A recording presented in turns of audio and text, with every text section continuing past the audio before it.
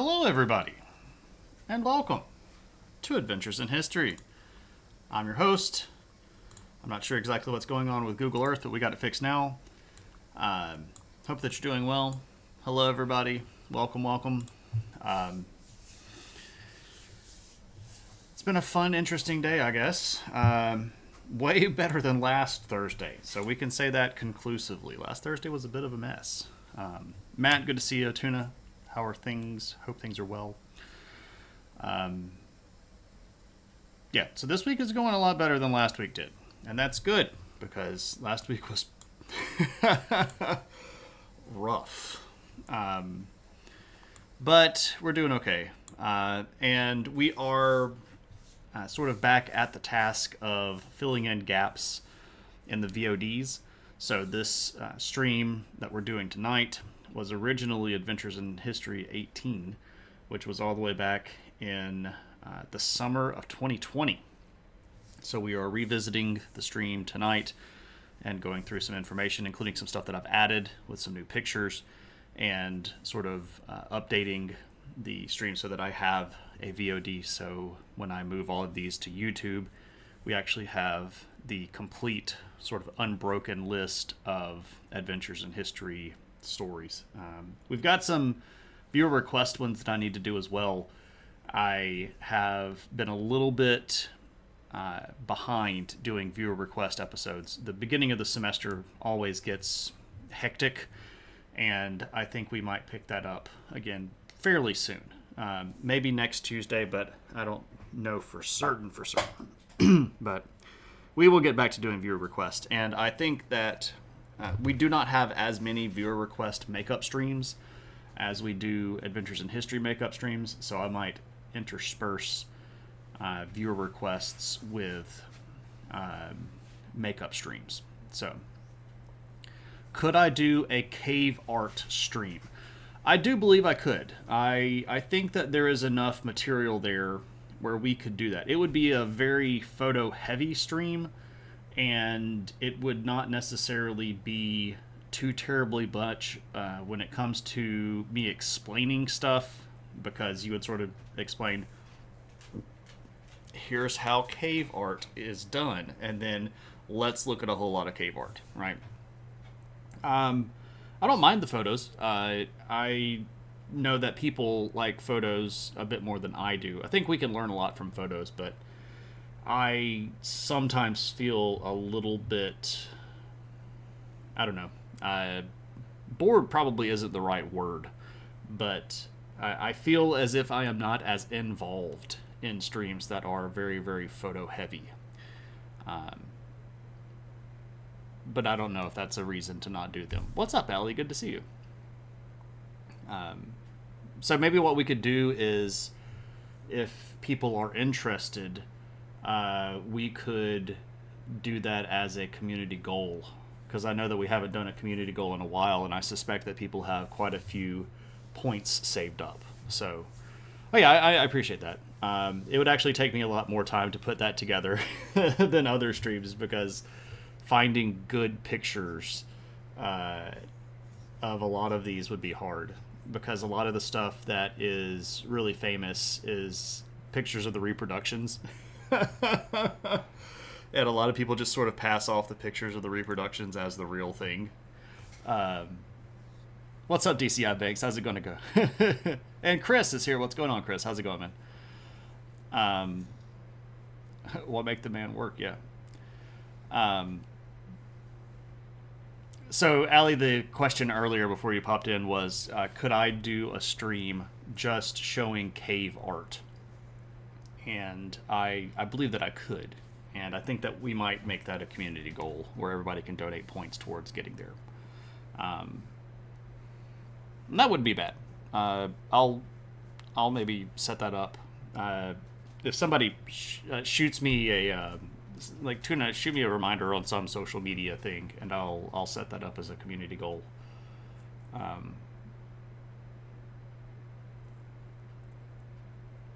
I think I read that as cave geek art. Oh, I see. I I probably could do a stream on the history of Cave Geek's life, but I think that might be a bit invasive for him. Does early human pottery and tools count as art? That's a great question. And the problem here, I'm sorry, backing up. Any specific cave art? Chris, I believe that the question here would just be cave art in general of all sorts. At least that's the way that it was presented. I might need to let Tuna specify some more. So the question here, we will DCI Banks. The question here is, what counts as art? And this is actually a really deep question, and believe it or not, there are actually areas of philosophy that are sort of built around this idea of what is art, the philosophy of art, and how we classify art in our minds. I think that any item that a person puts something into with the design for it to be aesthetically pleasing is something that could qualify as art. But that's my definition. So if a person made a bowl and made it to be purely utilitarian and that was the extent of the creation, I think that's a tool. But if a person made a bowl and then spent the time to decorate it so that it is pleasing to the eye, that is art to me. But there are a lot of different people that have a lot of different opinions on that. Does Neanderthal drawing circles on a wall count as art? Because that's a question. I don't know, because we don't really know their intent behind that, right? If them drawing circles on the wall is symbolic of something, and the intent behind this was to make a perfect circle representing something that was supposed to be perfect in their ideology, that could be art. But I don't know. I think it's also completely possible for people to scribble on stuff and not have a real purpose behind it. But I don't know. And we don't know enough about Neanderthal culture or Neanderthal ways of life to make what I would consider to be accurate assessments on these things. Now, anthropologists disagree with me on many of these things, and they sort of interpolate culture out of existing pieces of archaeological evidence that we have, but that gets into a little bit of a sketchy area where we are having to read our biases back in time. So I don't know about that.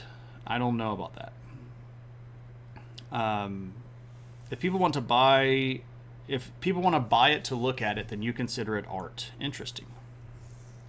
Mine requires for it to be purchased at one point to be considered art. There we go.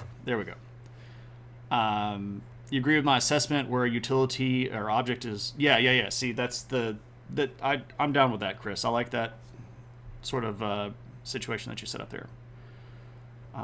Catching up with chat. The pulling culture from items found is one that you're amused to. You're curious on my take. Cave art needs to know if there was equivalent or a contemporary ABC chart graffiti. So are you saying, is there some sort of like ancient graffiti, or are there sort of ancient symbols that are repetitively used across cultures? I mean, sure. There's an entire book that's been published that's graffiti from the city of Pompeii, which got destroyed by Vesuvius. But I mean, that's not necessarily cave art, right? But there are some pretty universal symbols in a lot of cave art. But let us get to the topic at hand, since we're 15 minutes into the stream and have not talked about Judaism very much at all.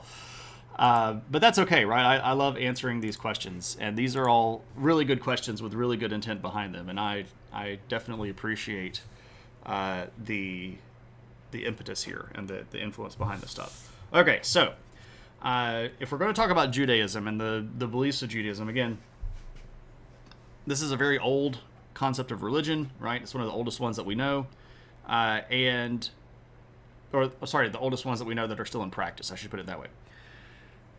And we have to ask ourselves some difficult and potentially uncomfortable questions, especially if we are coming from America, which has what we would consider very clearly a Judeo-Christian background, and a lot of people claim to base a lot of their ideology off of what is going to go on to be Jewish scripture, which of course in the Christian Bible is called the Old Testament. There's a lot of interest in studying Jewish people and Jewish culture, and before that, like Hebrew culture, Semitic culture, etc. But if we're asking ourselves these tough questions, we're going to come up with potentially answers that are going to go against what a lot of people would feel comfortable with.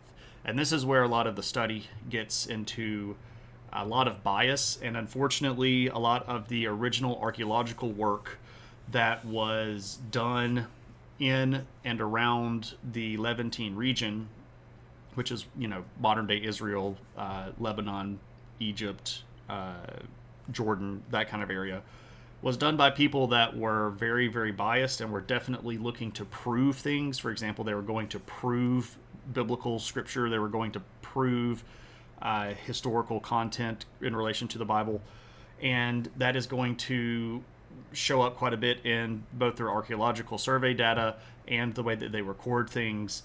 And that has made it more difficult for modern archaeologists who are trying to come at the position or at the topic with a little bit more of an unbiased approach, because we have to then sort out not just the archaeological remains themselves, but also the descriptions of the objects and the sites and the archaeological data, because that data, again, is sometimes very highly biased. So it's a tough thing to do. And depending on who's funding your archaeological efforts, they're also going to want you to deliver things that were going to probably back up their potential beliefs, which is problematic as well because archaeology doesn't have a lot of money, and there is a little bit of an ethical question of these people are paying me, how much do I owe them, right? And that also can get in a little bit of the way here. Wasn't the New Testament mostly translated by rabbis? Translated, no.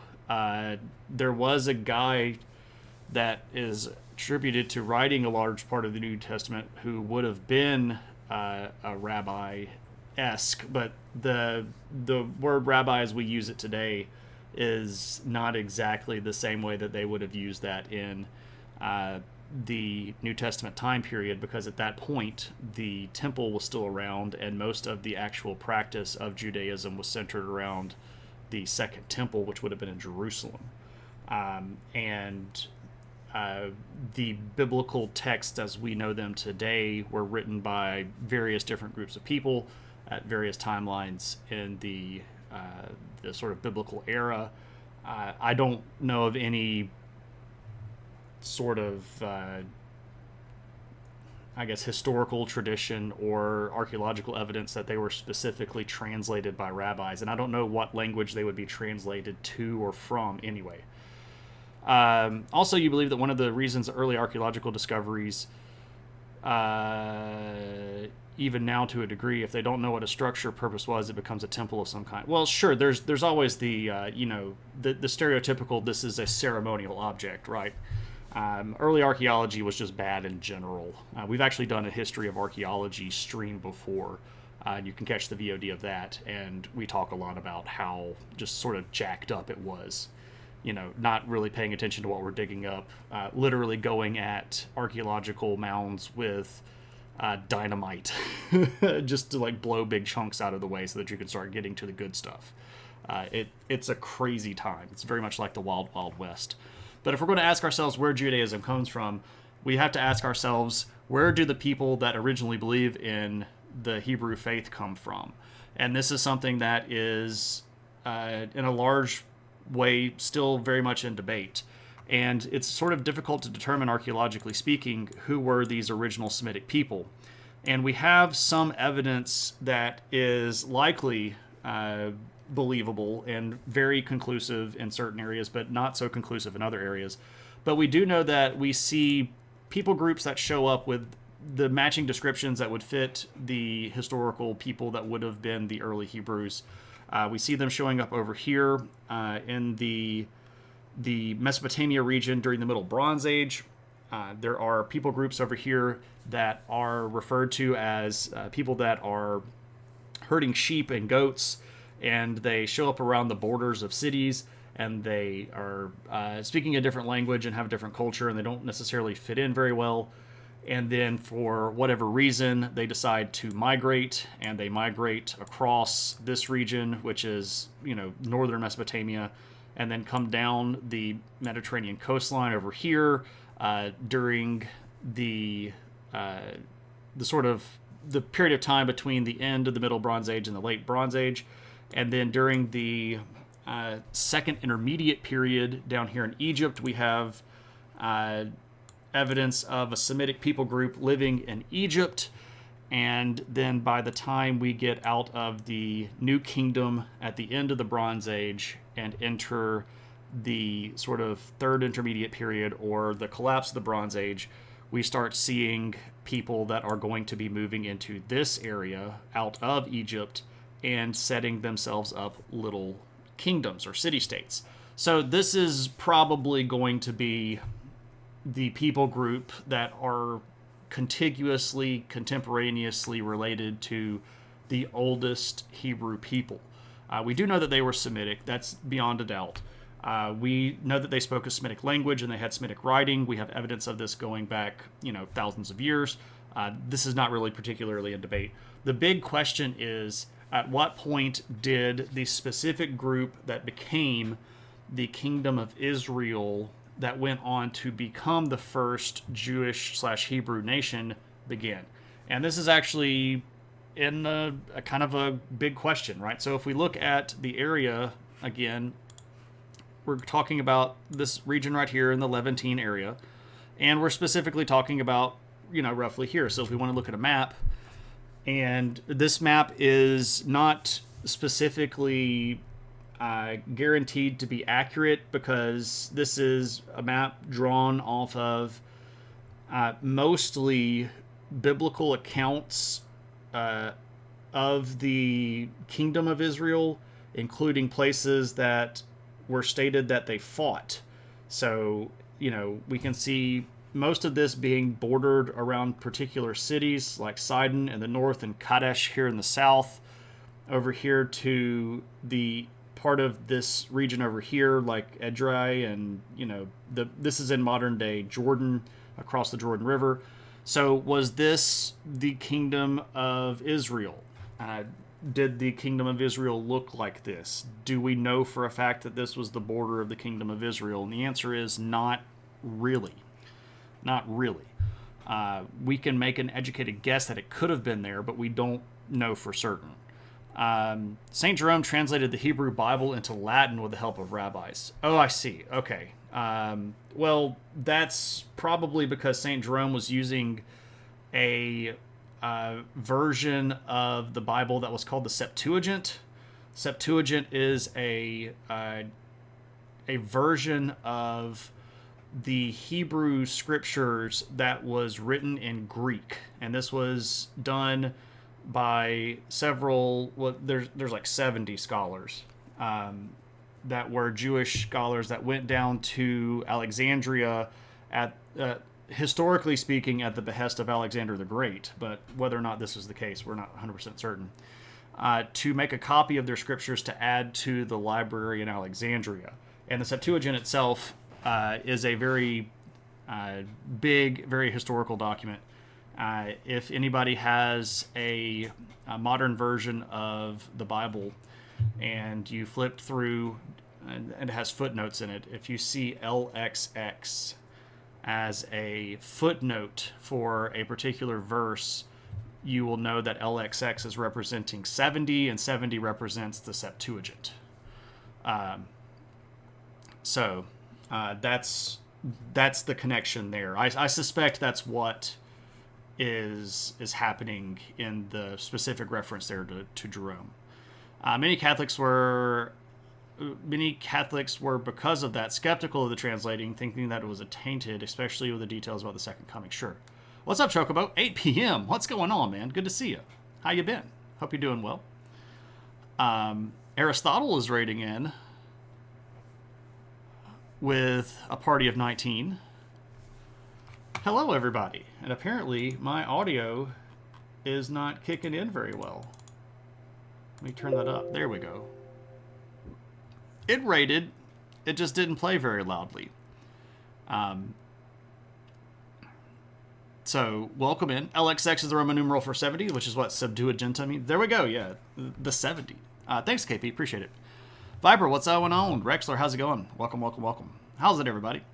If you're coming from Aristotle, he probably gave you the spill on me, but my name is Shane. I teach history and sociology and anthropology at college, and we talk about history stuff here on stream, right? So we hang out and talk about stuff and ask questions and have a good time. So that's what we're up to tonight. This is not necessarily a rerun, but it's a redo of an old stream that I did all the way back in 2020 because I'm moving all of my VODs to YouTube, and I found out that the VODs for my older streams did not all save. So we are redoing some of these, and if you want to check the VODs that I've moved over, there's about 40 of them already on YouTube. You can check the link there.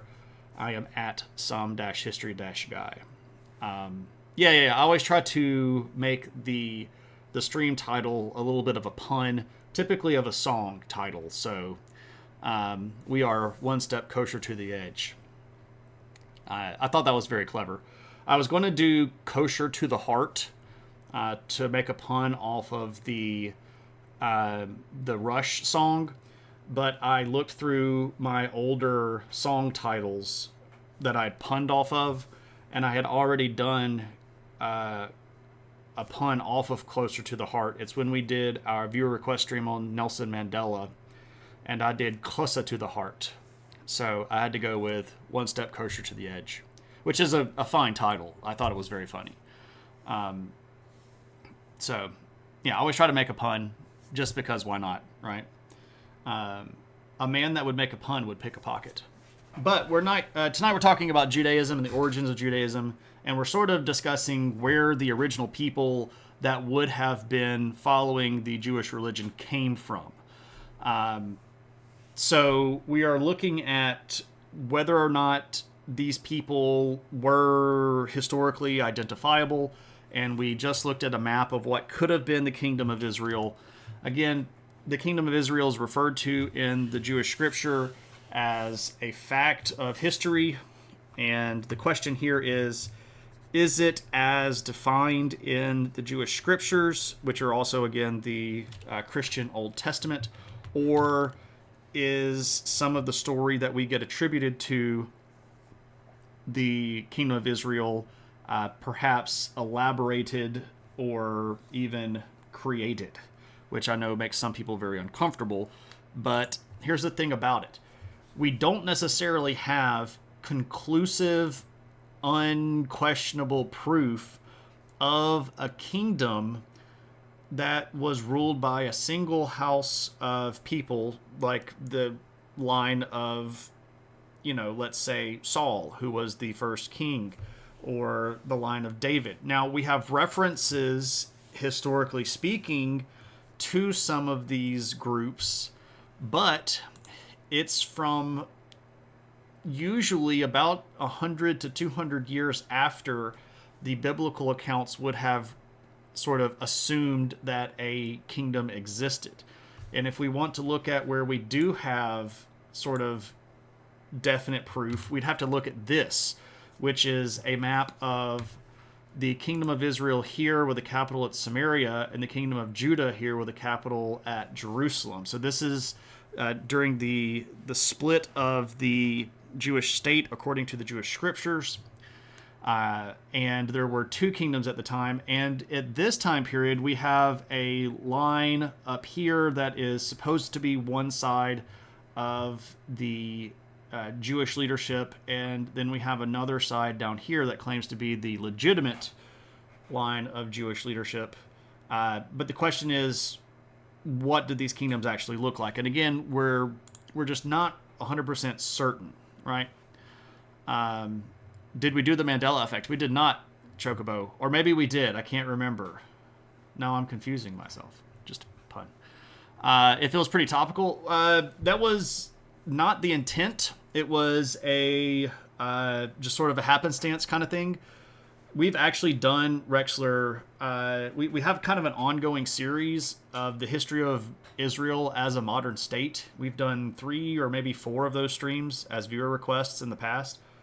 That was stuff that was specifically brought up to kind of address existing things that are going on in Israel. This is just the turn of chance. I mean, sometimes stuff happens that way just coincidentally, right? Hydrocannabinoid, what's up? So we actually talked about the original group of people that were Semitic that came out of the region over here of Mesopotamia. So I didn't go into the entire scriptural narrative of Abraham leaving Ur and going into traveling stuff and meeting up with Melchizedek and all of that stuff. But we did talk about Semitic tribal people that were showing up over here in the Middle Bronze Age, and then pop up over here, and then pop up down here, and show up in Egypt during the Second Intermediate period, and then show up over here at the very late part of the Bronze Age. So we definitely talked about these sort of migratory Semitic peoples. And what's important for us to point out here is, while this is sort of going on, there's not really any evidence that it's one group of people that is a unified group of people.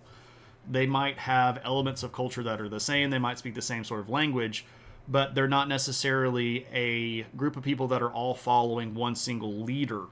And even when the collapse of the Bronze Age happens and we have a lot of sort of open territory, there's not any necessarily evidence of a single big state happening when it would have been chronologically correct for it to happen. So let me sort of catch up with chat, and then I'll put all of this together to hopefully make a little bit more sense out of it.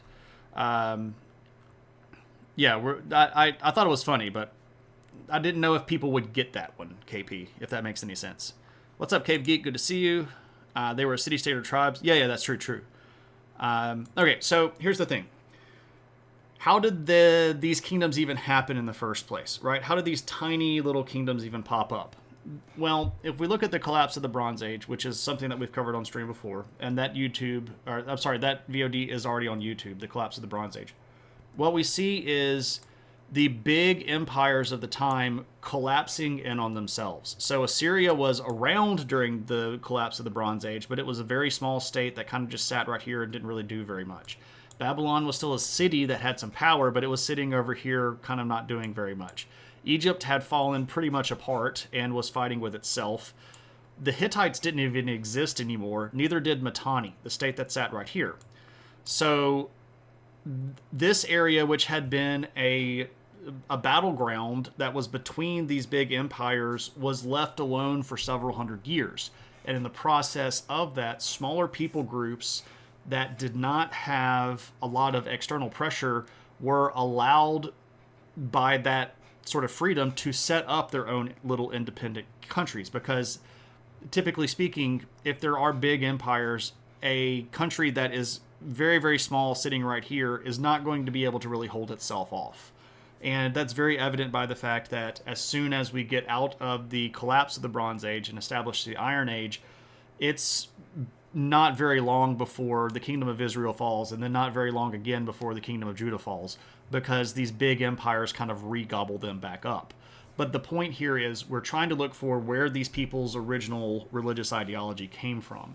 And if we start doing that, we're going to have to look at the origins of where we see the people and where we can definitely cross lines between, we know that this happened and we know that this is something that they say that happened in their scriptures, so we can put these two pieces of things together. And what that ends up doing is then having what we can call as conclusive as possible proof that this existed. So one of the things that we can start doing is looking for evidence of these individuals in external sources? Can we find reference to a kingdom of Israel or a group of people that would be identifiable as the house of Israel? And we can. We can find several of these. So this is a stela.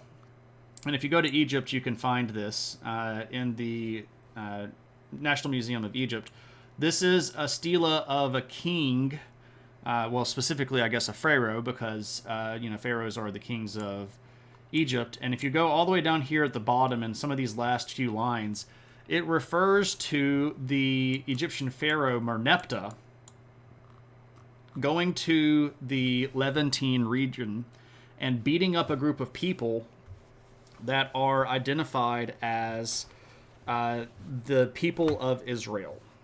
And this is one of the oldest existing references that we have to a people group that could potentially be our first Jewish people. And this is from around 1200 or so BC. But what's interesting here, it doesn't say the kingdom of Israel, and it doesn't say the kingdom of David. It doesn't say that we conquered the capital city. It just says the people. And that's a telling statement, right? This isn't necessarily something that we can say conclusively. So we can't look at this and go, oh, because they didn't say kingdom, they didn't have a kingdom. But even chronologically, according to what the biblical narrative would have given, there wouldn't have necessarily been a kingdom around that time anyway. So the fact that we know that there was a people group there that would have fit our description of these Semites is good evidence, but not necessarily evidence that we could use as conclusive proof that there was a unified kingdom of Israel. Let me catch up. I'm not supposed to read this aloud on stream, so let me read this briefly.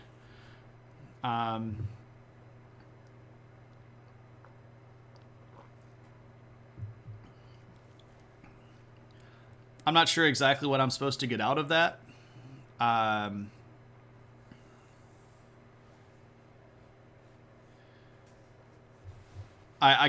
guess I get what the reference here is, but I don't think that necessarily just and for people that are watching the VOD, there's been a comment that's put in chat that basically compares a lot of the terminology between people that are what we might say like violently Zionistic and terminology that were used by the Nazi Party in Germany, right? Stuff like chosen people, etc., right?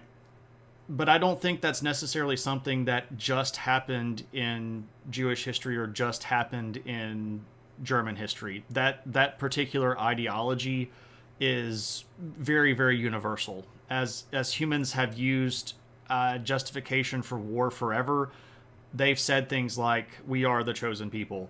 We are the people of our God. We are the ones that are righteous. We are the ones that are going to expand. I mean, literally, this is the same thing that the British said when they were conquering the world, right? That they were the good people, that God wanted to change things, and that if we're being really honest, the concept of the people that are good and people that are bad, I mean, what's the white man's burden, right? It's literally the same thing ideologically. We're just using different terms for the same ideas, right? So this is not something where we can take two evidence pieces of a pool of evidence that has 10,000 entries and go, oh, look, these two things are exactly the same. No, this is a human condition where we frequently try to use ideology to justify our actions. And it's a really easy thing to do, and you can't argue against it because it's based on the same ideology, but it's also very, what I would call academically lazy, and it's incredibly biased to try to make that specific distinction while leaving out the fact that all other potential solutions fit the same, basically, narrative structure, right? That would be an argument that I would have expected to see out of somebody like a Jordan Peterson or an Andrew Tate, someone trying to sound academic-ish or right-ish, but in fact they're just being morons. Not saying that you are vipers. I know that you're just quoting from this other this description. So, and here comes Cool Tony. Is that not why you were here? What's up, Tony? And hello, everybody from Tony's stream. I was actually just in Tony's stream before I started streaming.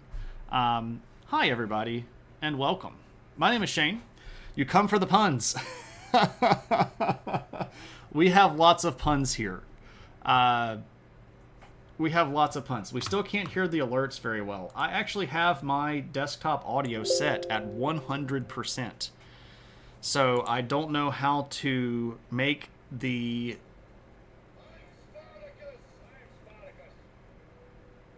How about the Spartacus alert?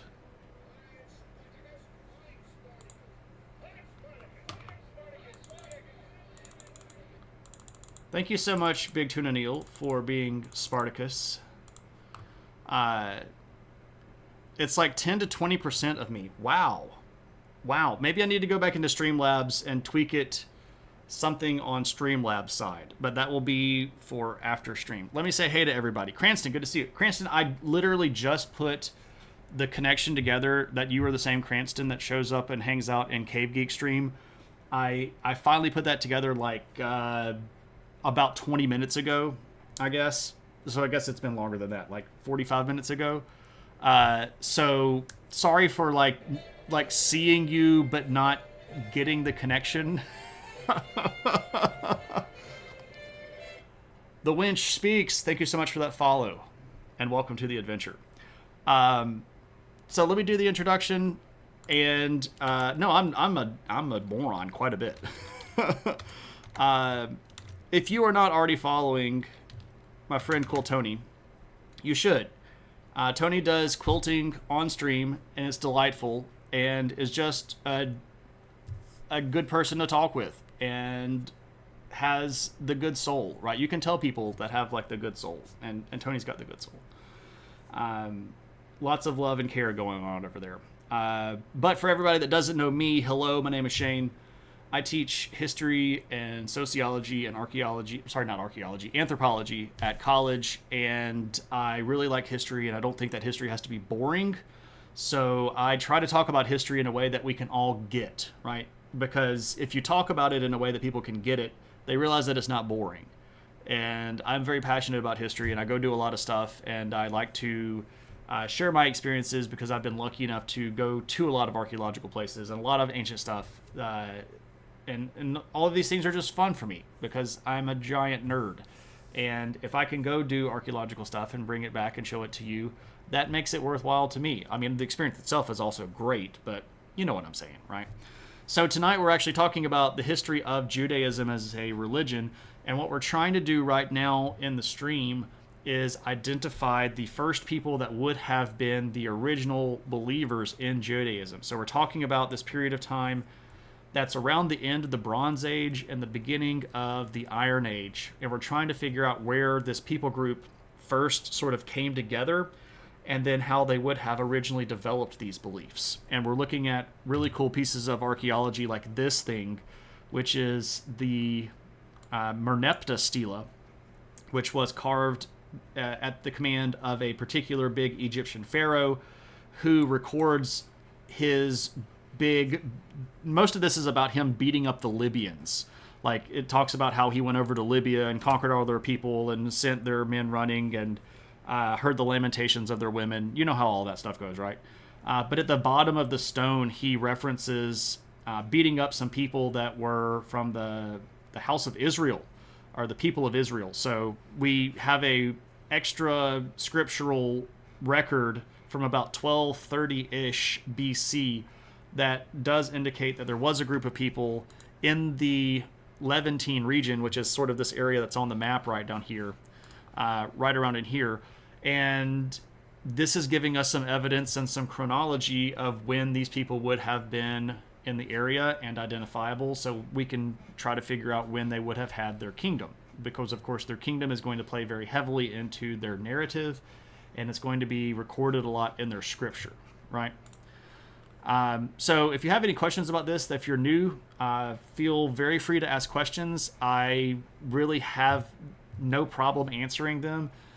I know that this is a touchy topic that has a lot of current, I guess, heat on it, but we're all adults here and we can be cool about stuff, and I can answer questions in a very, very academic, unbiased way if I can.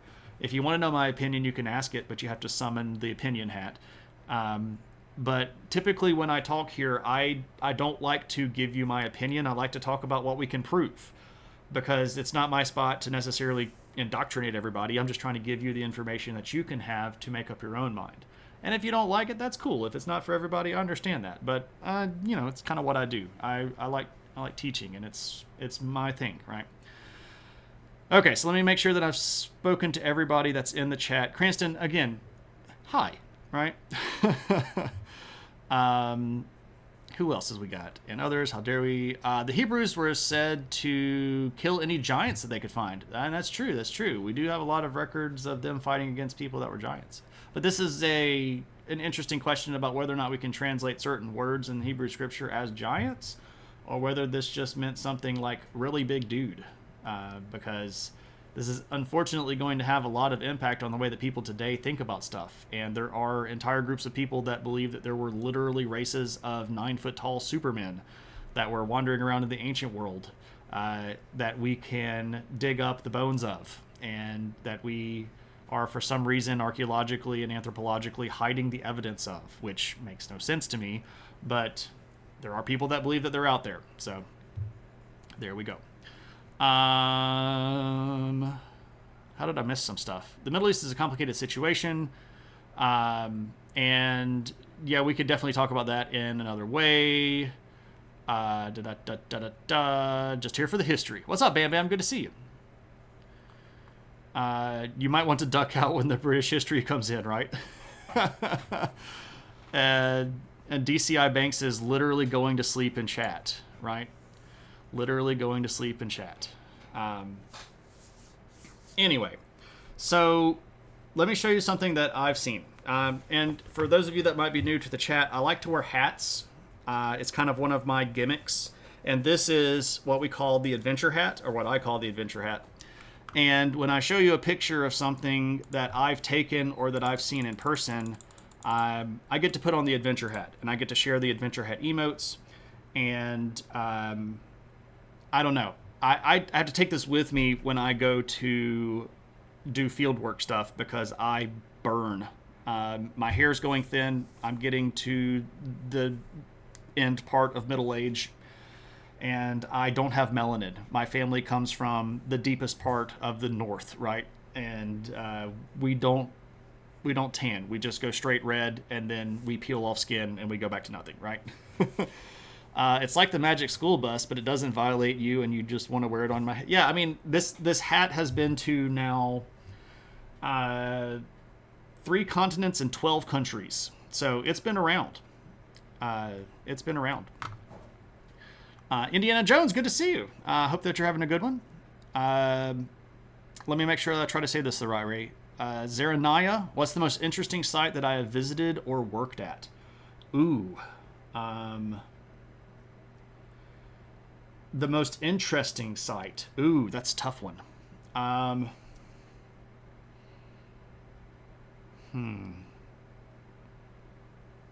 Interesting is such a tough word to wrap my head around.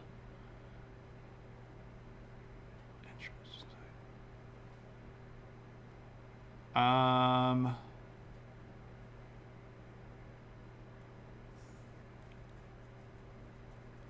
about this? I'll tell you the most recent, the most recent interesting site that I went to. How about that? I don't know if that will help, but that will definitely help me chronologically, because I could show you pictures of this, and then we can sort of,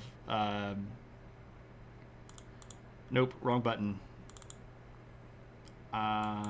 Photos.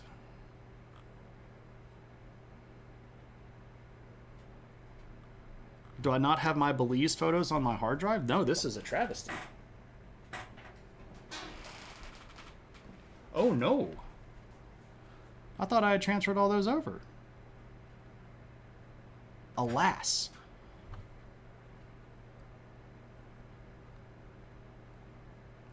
Okay, now I really want to know where my external hard drive is. Give me just a second.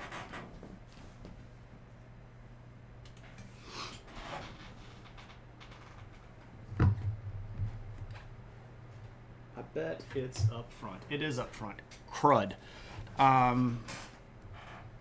So I'll tell you this. There's a place in Belize, and I should have all these photos on my hard drive here, but they're still on my external hard drive up front, which is a bad place for it to be because I'm on stream.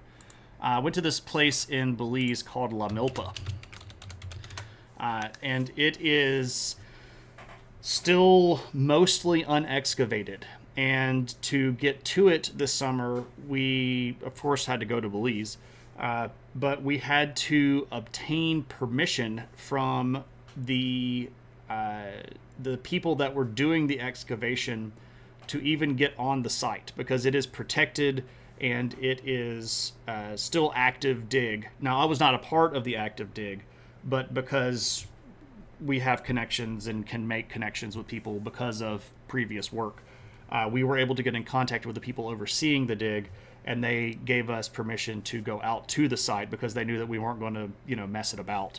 But it's in the middle of the jungle, and it's about 90% unexcavated, and when excavated, it will end up being the third largest Mayan site in all of Belize, which would put it in the top 10 largest Mayan cities in history. And it was really, really wicked cool. I had a lot of really good fun walking around La Milpa. And it's up in the northern part of Belize. It's in a national park that's protected. Unfortunately, the reason that they're trying to excavate it so much now is that it has been the target of looting. So it is a site that's considered at risk. And if you do that and the site's at risk, you want to get in there as fast as you can and protect it and stabilize structures. Some of the temples had unfortunately been basically dug. They started at the top. The looters started at the top of the temple and dug a trench straight down the middle of it. But that destabilizes both sides of the temple because of the weight of not just the stone itself, but the overgrowth on top of it. Because, again, this is in the middle of the jungle, so there are literally jungle trees growing on top of these temples. So you have to go in and stabilize things and put in props and support structures and struts and things like that. So that was a really, really cool site. And we were unsure that we were going to be able to get in, but we made some contacts with some people that were doing archaeology in Belize and were able to pull some strings to get in. And I'm really actually sorry that I can't show you the photos of it. I really thought that I had transferred all those to the hard drive here on my computer. But alas. So I was about to show you this, though. And this is a reconstruction of a larger stela. This is in the Louvre. Oh, you're very welcome. Questions like that are great. I love questions like that. Even if it stumps me for a little bit and I have to think about stuff, I absolutely love questions like that. So what we can see here is a reconstruction. So this is original piece of the stela, and then we've got an original piece here and here and here and here. The black thing that is around it is a reproduction that is partially containing parts of the stela itself that have subsequently fallen apart. But this is referred to as the Moabite stone. Sometimes it's referred to as the Mesha stela. This is a stela that was put up in a site called Moab. Moab was one of the smaller kingdoms that showed up during the collapse of the Bronze Age period. It was located geographically to the south and east of where Israel would have been. And here we have, again, a reference to a group of people that are living there, but this time we actually have a reference that would make it much more conclusive that this was a kingdom of Israel, But the kicker here is the Merneptah stela that we just looked at. This again is from about 1230. The Mesha stela, or the Moabite stone, is dated to 840 BC. So this is a good 400 years later. So at what point between the Merneptah stela and the Moabite stela do we actually get the kingdom of Israel? And that's the tough question to answer. And there are a lot of different archaeologists that have a lot of different interpretations of this. And there are biblical scholars and Jewish scriptural scholars that have a lot of information or a lot of opinion on this. The easy answer is we don't know. And it's okay to say that, right? It's okay to say that. If we don't know, we don't know. And so much problem comes from people trying to make arguments, historically speaking, archaeologically speaking, when we don't have the evidence to prove those arguments. And there are lots of really, really big named archaeologists and historians and writers that have tried to create chronologies that apply to the period of time between these two historical dates, and we really just don't know. If you're asking me when they showed up, I can tell you that they probably showed up at some point in the late 900s or the early 800s. That's where we would have had, in my opinion, a very definite state of Israel. Now, just because we have a state of Israel, does that mean we have Judaism? And the answer there is not really. Because even if we look at the Jewish scriptures themselves, there's a lot of evidence of polytheism still going on, right? If you read any of the Old Testament books, you can hear people talking about people that don't follow the Jewish faith. This is one of the big problems in the book of Judges. This is one of the big problems in a lot of the chronology of the Kings. You see constantly references to people that were even kings of Israel that were not following the true Jewish faith. It's not really until we get to this King Josiah that we see a central authority being put into place and monotheism sort of taking over as the sort of universal religion of the area. But we see lots of evidence, both historically, archaeologically, and even in the scriptures themselves, that show that these people were not necessarily unified under this faith. And that is, again, one of these truths that it says even in the scripture, but people don't like to hear. And that's partially because of our bias. We're brought up to think that this is the way that it is, and then when it's not that way, we go, I don't think it's that way. And then you go, did you read your own book? Right? It says in your own book. And this is uncomfortable for people, but it's the truth. It's there, right? And archaeologically, we have evidence of polytheistic practices continuing for hundreds of years into the period of time where they would have had a unified state. We're seeing excavation of temples to gods that were not Yahweh or El. We have excavations of things that were statues or inscriptions that were dedicated to other gods. So this is not something that was the faith was created and that everybody converted in an afternoon. It was a process, right? So then we ask, where does this come from? How does this tradition grow into becoming the ideological, sort of powerhouse that it was in the Jewish people? Well, that's part of the story of the books themselves, and we can kind of get into that here in just a second. So if we're talking about these scriptures, because we've talked about this a lot, there are lots of them. So let me talk a little bit about the divisions of scripture in the Jewish world. First, we have this thing called the Torah, which is a word that you may have heard. The Torah are the books of the law. And traditionally, these books are written by Moses. But if we're looking at this from a textual criticism point of view, it's pretty clear that there are lots of different authors that were participating in the writing of these books over quite a bit of time. And there are lots of pieces of evidence that show that the stories that were in the Torah were originally told as oral stories that would have been passed down through generations. And these oral histories would have included things that were going to be generally classified as things like folklore, where we are trying to establish our identity, we're trying to give justification for our laws, and we're trying to explain where our customs come from, right? Because as people, we want to have these stories, right? We want to be able to explain why we do what we do. Are there links to the Book of the Dead from Egypt? There are scholars that like to try to make connections to the Book of the Dead in Egypt. There are also a lot of scholars that like to try to make connections between the concept of monotheism and the New Kingdom Pharaoh Akhenaten.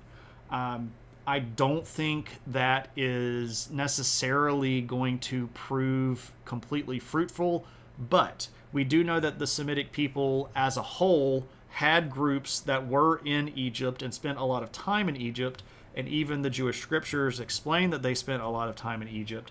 So it's not necessarily out of the question that even if the literary or oral traditions didn't directly come from that stuff, it could have had some influence on it. But if we look at where a lot of these stories come from, it's much more in common with Mesopotamian literature. For example, if you look at some of the Mesopotamian, especially Sumerian or early Babylonian kings lists, you'll see these kings that lived for hundreds and hundreds of years. And you'll see similar sorts of lists in the book of Genesis, where we have people like, Methuselah living for 960 something years, or we have people, that were kings for 350 or 400 years. Also, the flood story, right? There's a flood story that's very frequent in Mesopotamian literature. One guy survives it. The guy in Mesopotamian literature is called Utnapishtim. And this is people that shows up in the Enuma Elish, or characters that show up in everybody's favorite Epic of Gilgamesh, right? And we have similar stories that show up in the book of Genesis, right? With Noah being the sole family that survives because he has the favor of the gods, etc. Moses being put in a basket is similar to stories that existed in Mesopotamia. So there's a lot more connection between the Semitic world and the Mesopotamian world necessarily that we can directly draw lines between than maybe the Semitic world and the Egyptian world. And I think that the best way to explain that, and the way that a lot of scholars explain that, is to say that if you were leaving Egypt, a group that had previously politically dominated you, you would not necessarily want to ascribe your history in relation to Egypt. You would want to forge an identity that lasted through Egypt and started before Egypt began. So the Semitic people that had spent a lot of time in Mesopotamia, that had moved over to the Levantine region and ended up down in Egypt, and probably conquered by the very powerful New Kingdom of Egypt, would want to create an identity that lasted before that. Silver Pills is raiding. Silver, did you stream today? I knew you had asked some questions about setting up streams, but were you actually live a minute ago and you raided in? If so, let me know and we can give you some follows. We'll send a bunch of eyeballs your direction. But welcome, Silver. Good to see you, man. So the point here is, if we can say we had a history that lasted before Egypt and we should lead on that and make a new kingdom for ourselves, you probably wouldn't want to say, hey, also let's bring all this cool Egyptian stuff with us, because you're kind of getting out from under the Egyptian boot heel, if that makes any sense, right? But that's a good question. So the Torah, again, likely is going to originate in oral form. This is going to be their origin story, the early histories. So in the Christian Bible, this is the first 5 books of the Old Testament, so Genesis, Exodus, Leviticus, Numbers, and Deuteronomy. But these books are written historically over a long period of time. Deuteronomy is the last one of these written, and it might not have been written in its final complete form for 700 years before the original stories that were oral form that would have come out of the Torah, right? So the Genesis origin stories might have been 500 or 700 years older than that, right? So big period of time. But there is also a group called the Nevi'im. I guess I should put the apostrophe in there, right? The Nevi'im.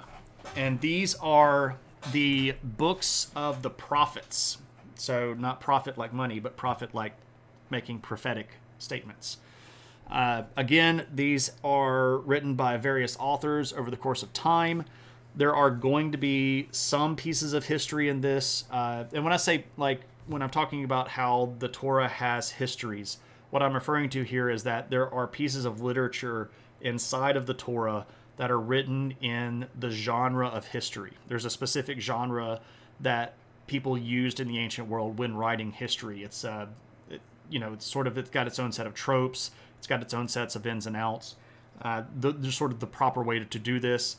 But there are going to be historical accounts in the Nevi'im, but a lot of this is going to be prophetic in genre.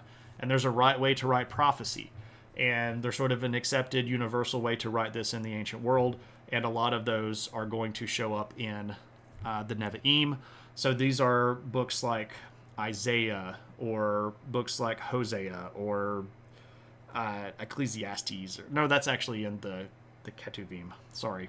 All of the books that are like, and Israel will be destroyed if they don't do this. That's pretty much the Nevi'im. And there is one other section that makes up this group. It's called the Ketuvim. I spelled that wrong. Ketuvim. The Ketuvim are the books of writings. And again, these are various authors over pretty long periods of time. Dun dun dun dun dun. Zeranaya, thank you so much for the follow, and welcome to the adventure.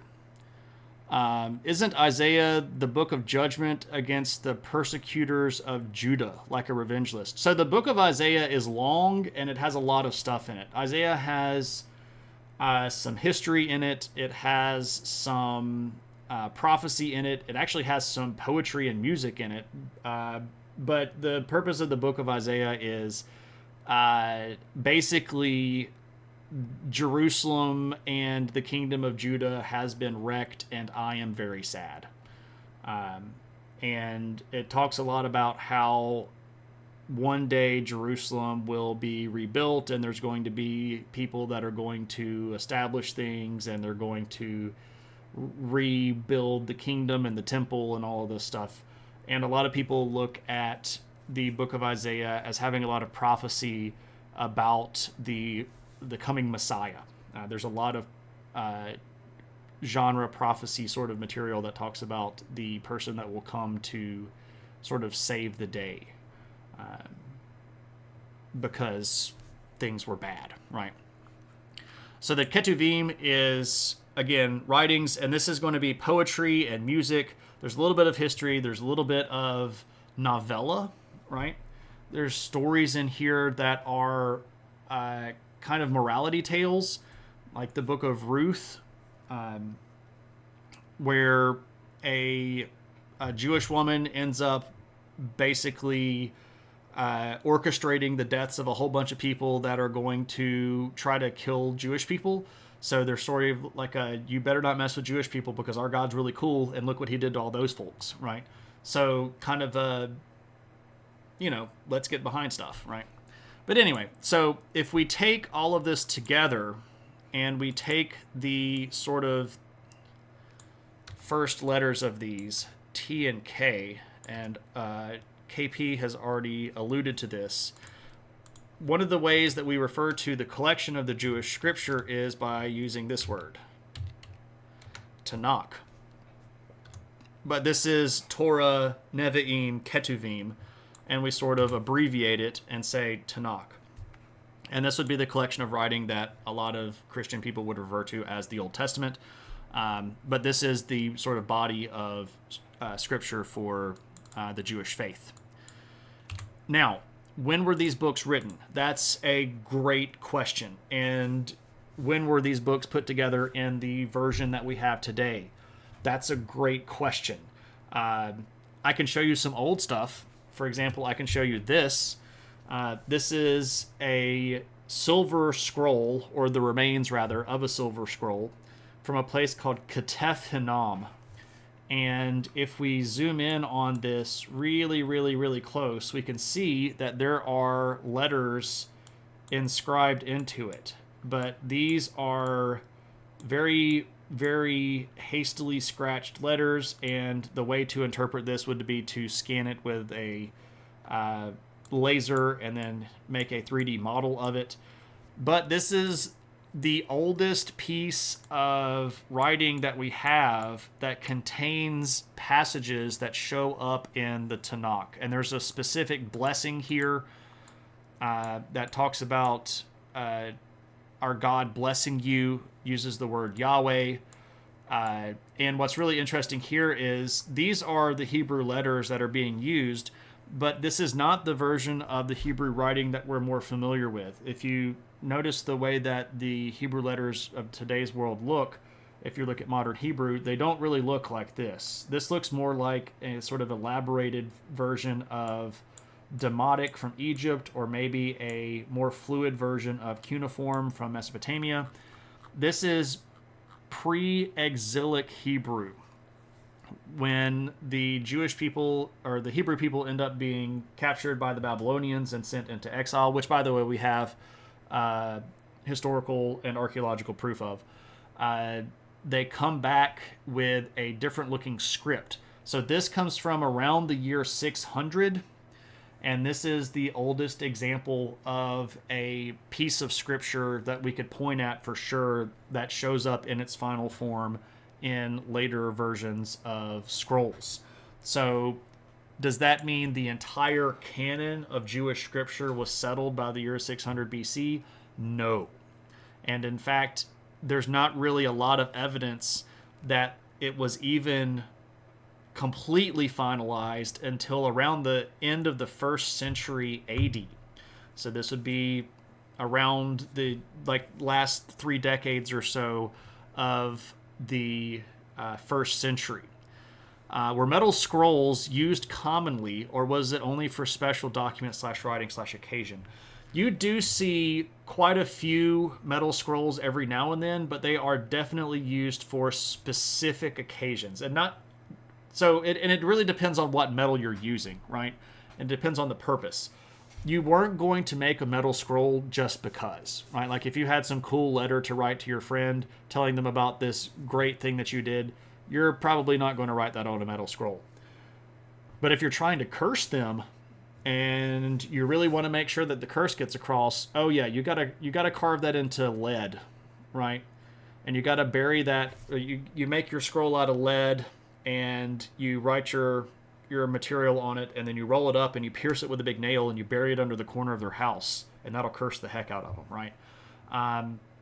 But there are, like, even in Jewish examples here, one of the scrolls that came out of the Dead Sea Scrolls is called the Copper Scroll, and it's basically a treasure map, essentially. It talks about where this treasure is buried. So depending on what you were doing, there were different ways of accomplishing the goal, right? You'd want to have different things for different purposes. And we're not 100% sure exactly what those purposes were, because we don't necessarily have an overabundance of examples of them. We've got a lot of curse scrolls that are put on lead, but the reason we have a lot of curse scrolls is because people buried them on purpose, right? So when we're looking at something like a silver scroll, this is really remarkable that it exists because silver is a precious metal. And if I had found this silver scroll, there's every likelihood that I would have melted that junk down and traded it for goods, right? So we don't have tons and tons and tons of examples of these. We have to get really lucky. And actually, the particular scrolls here were found because of a cave-in that kept a particular part of the site from being looted, right? So it's hard to find really cool stuff like that. What's up, Sock? Now, how's it going? So what about when we know we're getting closer? Is there something where we can go, okay, now we're getting closer. We can say that we're getting closer to having the book canonized, and sure, we can. If we look at this, this is known as the Great Isaiah Scroll, and this is from a very important document hoard that was located at a place called Qumran in Israel, and they are more frequently known as the Dead Sea Scrolls. But this is a scroll that contains, this, you can see how big this is, the book of Isaiah. And this is basically the book of Isaiah in almost its complete 100% form, the way that we would look at it today in Scripture. And this comes from the Qumran collection, and it's dated to about the 2nd century BC. So from like the 100s or so BC. And we can tell at this point that there is at least one group of people that think that there is sort of an authorized version of Isaiah, because there are other copies of the book of Isaiah, and they sort of all match up more or less with the Great Isaiah Scroll here. But this is really cool.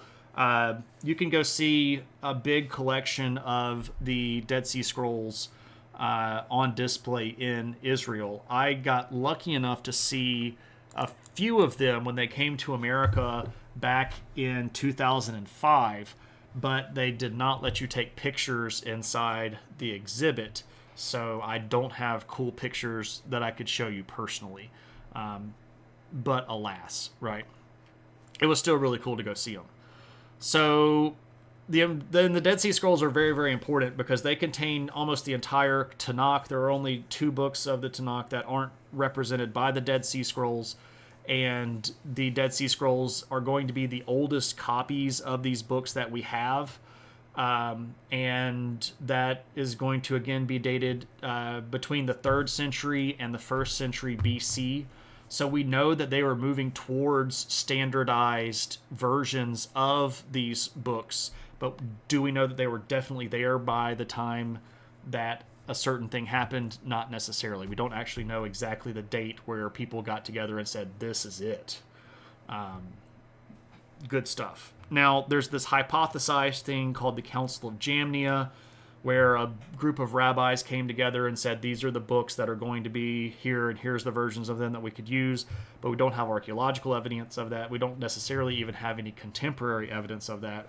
We have references to this event happening, so can we say that it happened? It's a nice story, right? Silver tarnished actually is a protective one, so yeah, it would be... Yeah, exactly. Well, no, let me see, where are we at? Imagine silver tarnish wouldn't help protection much. Yeah, cool, right? So this is what J.M. Allegro would have read. Yeah, so he's reading a lot of the stuff from the Dead Sea Scrolls. The Essenes, yeah. So the Essenes were the people that lived at the site of Qumran. So that's the people that probably made all of these copies of these books. And they likely hid them from an invading Roman army that was wrecking the world during that period of time. So this is like 1st century AD. You had a slight debate with another streamer on co-ops. It's funny, some people like to call themselves left and bash co-ops or degrade easy product investment for workers.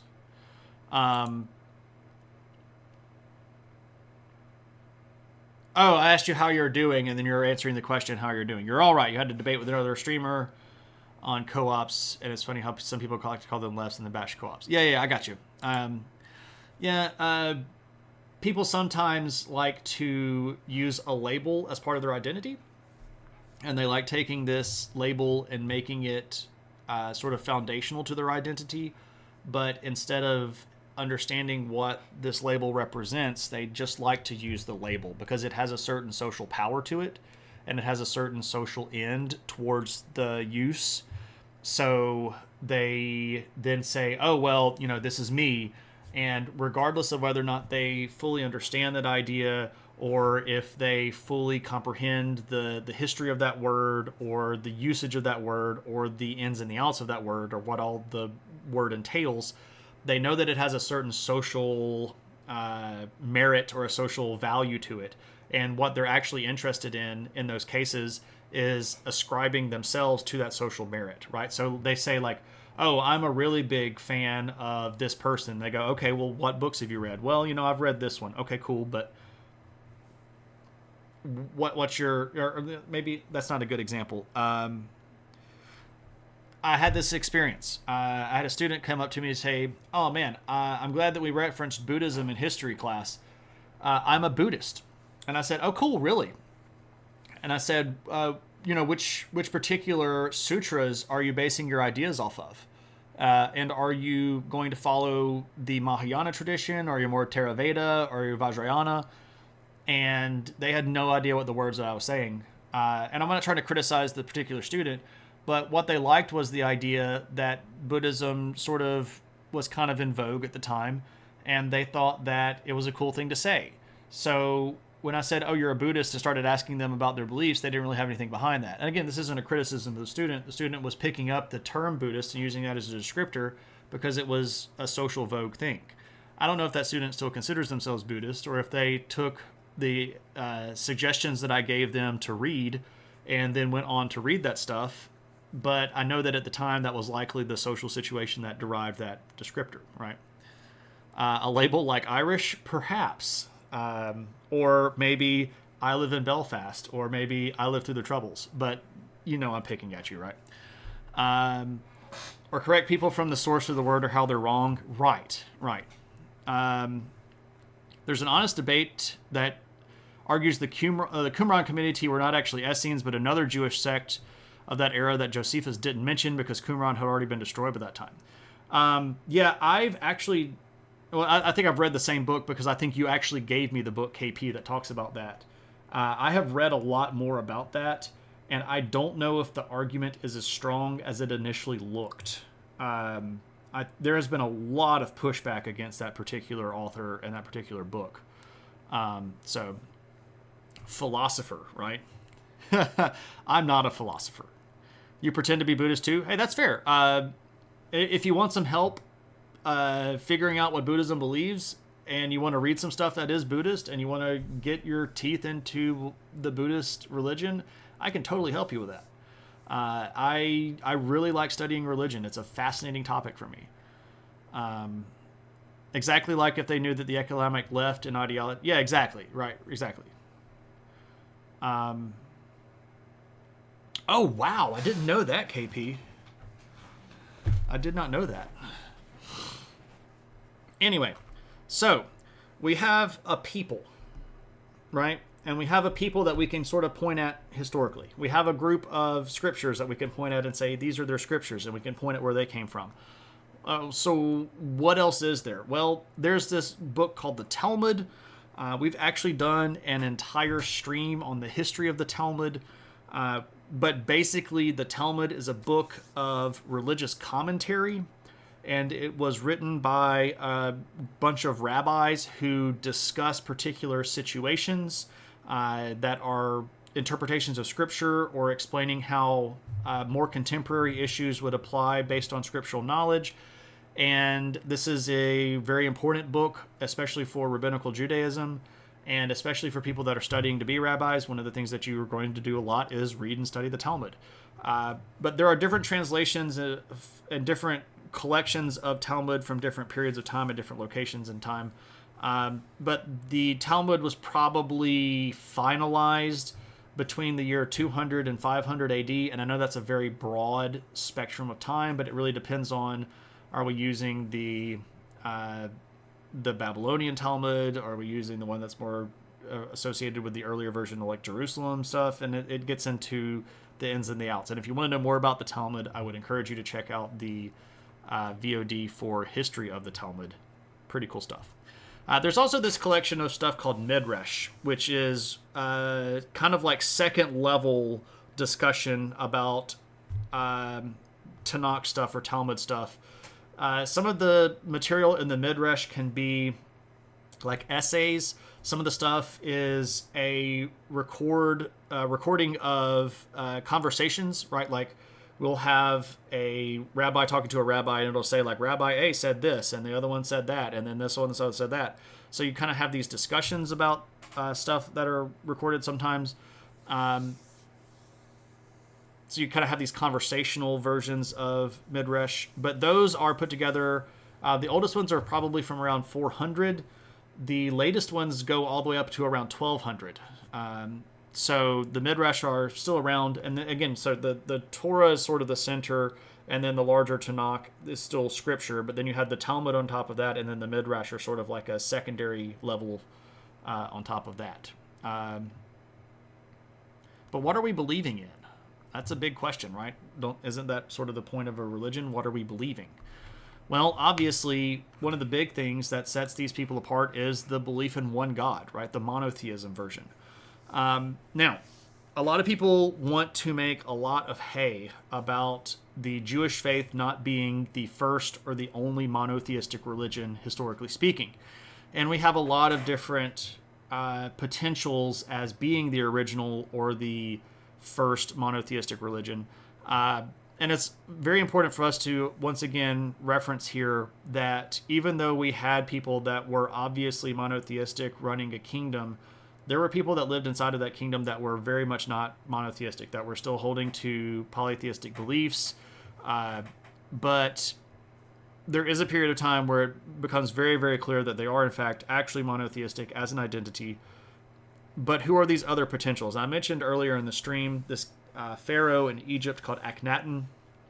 Akhenaten was a very powerful king in the 18th dynasty. But he was also kind of weird. He moved the capital of Egypt out into the middle of the desert where he could stare at the rising sun, and said that the sun was the only god that mattered and all of the other gods were sort of secondary to the sun. And he tried to establish this cult of the sun. This guy's actually Tutankhamun's dad. Tutankhamun's original name, this is King Tut, by the way. Tutankhamun's original name is Tutankhaten. So Aten is the sun disk that Akhenaten was really sort of pushing. But that's not monotheism. That's what's called henotheism. I can type this word here for you.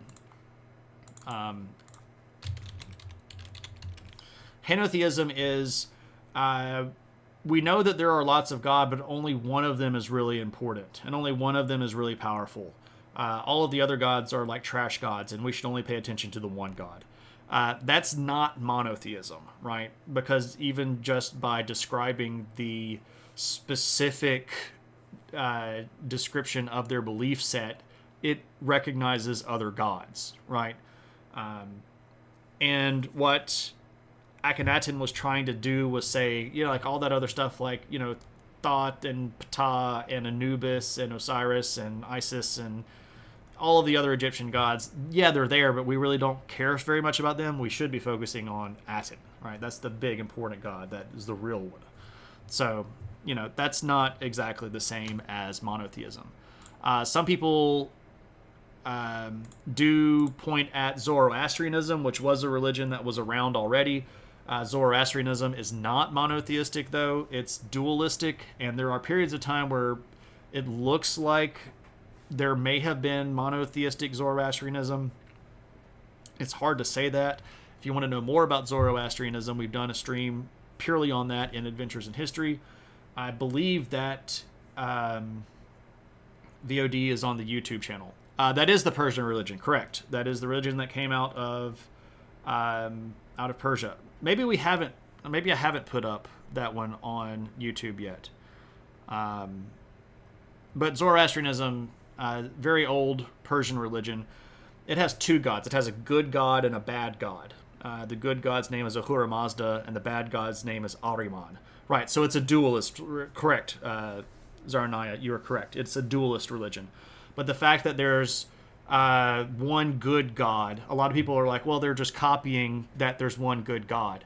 But that sort of ignores the fact that there's also an evil god, which the early scriptures of Hebrew religion or Judaism don't really follow up. Like, there's the bad guy, but if you read the Jewish scriptures, this sort of concept of Satan or the devil isn't really that well developed, and there's no way that you could make a legitimate argument that the figure of the enemy or the opponent in the Jewish scriptures is equal to Yahweh, right? There's no good faith argument where you could do that.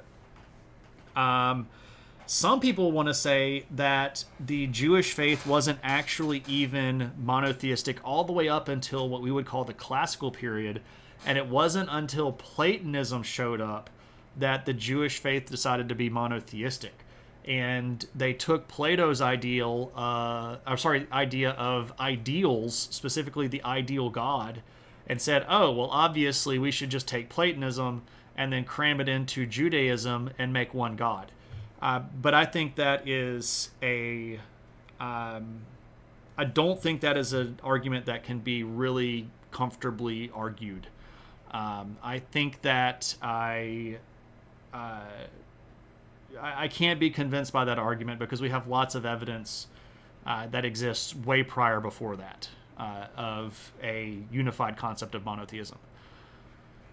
In fairness, the Son is real. That's true. Stockdown says, when I believe in Christianity, I believe the red letters only in the 5 Gospels. 5 Gospels, interesting. Gospel of Thomas. That's an interesting choice of edition there, considering the date of authorship for the Gospel of Thomas. Interesting book, though. Interesting book.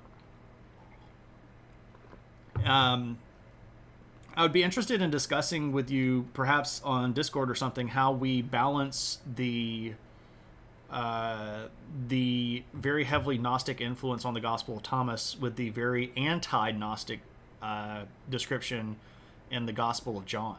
That's a really interesting balance if you can make those two books harmonize ideologically. Because the Gospel of John is very clearly written as an anti-Gnostic text, and the Gospel of Thomas is really heavy on the dualistic Gnostic influence, and was likely written substantially later than the other Gospels. You weren't touching the Thomas comment. I mean, that's fine. I mean, everybody gets to believe whatever you want to believe. It's not my position to criticize anybody's belief, right? You all are adults and can make up your own minds. I'm just here to talk about stuff, right? But we have this monotheistic group. Monotheistic stuff doesn't sit well in the ancient world. And this is obviously going to cause a lot of trouble between the people that were believing in monotheism and basically everybody else. And if you look at a lot of the problems that exist within the Jewish world when it comes to dealing with political groups outside of their power, it comes down to, why are you all only believing in one God, right? The Jewish revolt started because the Emperor Nero decided that he wanted to put a statue of him inside of their temple. And they were like, you're not God. And he's like, clearly, I'm Nero. And they're like, no, don't, no. The Jewish rebellion against the Seleucid Empire was started because of religious intolerance in the face of the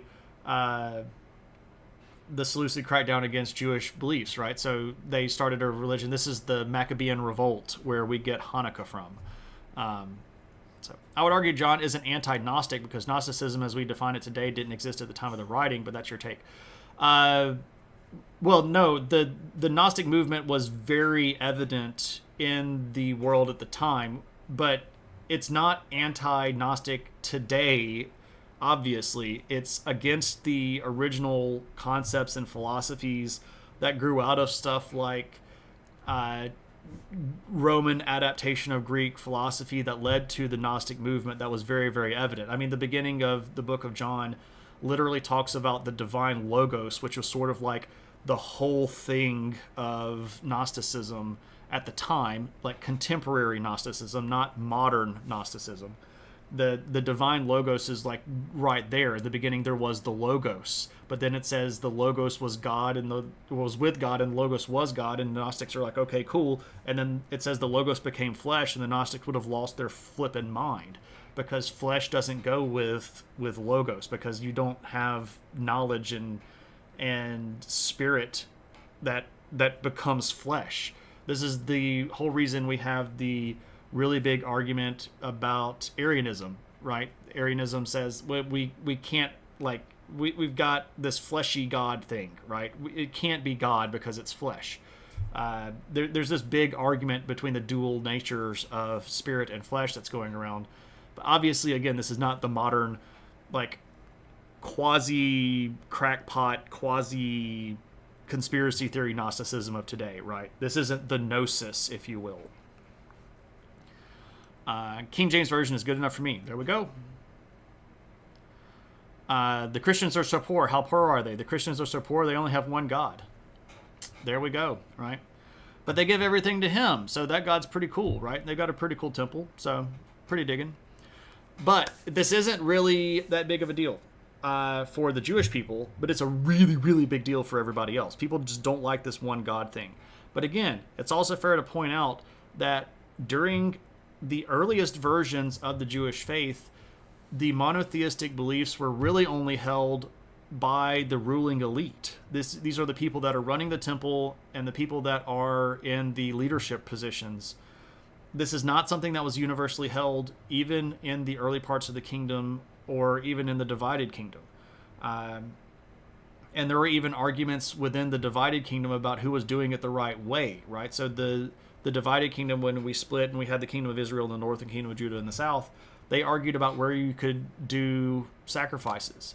So we even have differences in beliefs even in the early kingdom period. So this is not something that is a unified monotheistic belief for quite some time that everybody's going to believe in, right? It was there and it was believed by some people, but it wasn't completely adopted by the entire population.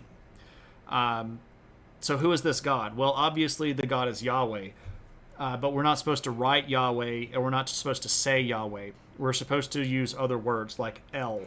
So if you've ever seen in English a name of a person that's in English, like Gabriel or, Raphael, or anybody that ends with El, this is probably a name that comes from Jewish scripture, because you have these different things like El, or you have these different words like Jah, which is where we get Jehovah from. So you don't write Yahweh. You write stuff like Jehovah or El or Elohim. And we could get into a whole discussion about Elohim, because Elohim is plural in the Jewish faith.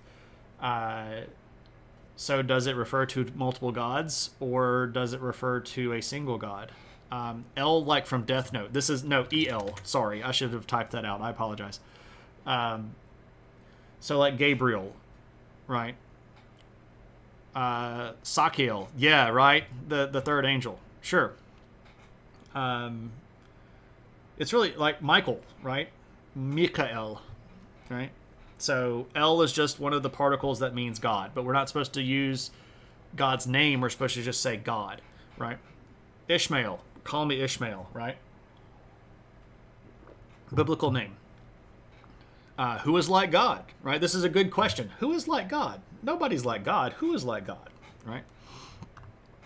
So we use these words because we're not supposed to use God's name. God's name was sacred, right? This is why you're not supposed to say God's name in vain. This is also why you're not supposed to write God's name or say God's name. So you create ways of doing this stuff, and you make transliterations, or you try to use different ways to say the same thing. This is where we get Jehovah, which is not actually a word that's used in the scriptures the way that we would use it today. It was actually an abbreviation or a stand-in. Anyway, there's a whole bunch of stuff. I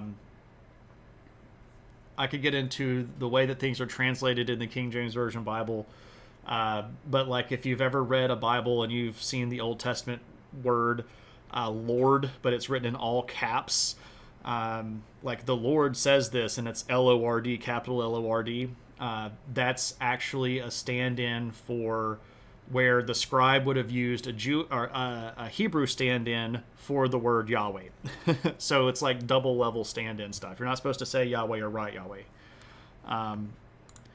So the thought just came to me in my head: if most, if not all, angels' names in Eld, how does that explain Lucifer? Samael. That's a name that very frequently gets applied to Lucifer. Lucifer is not actually a word used in the Bible.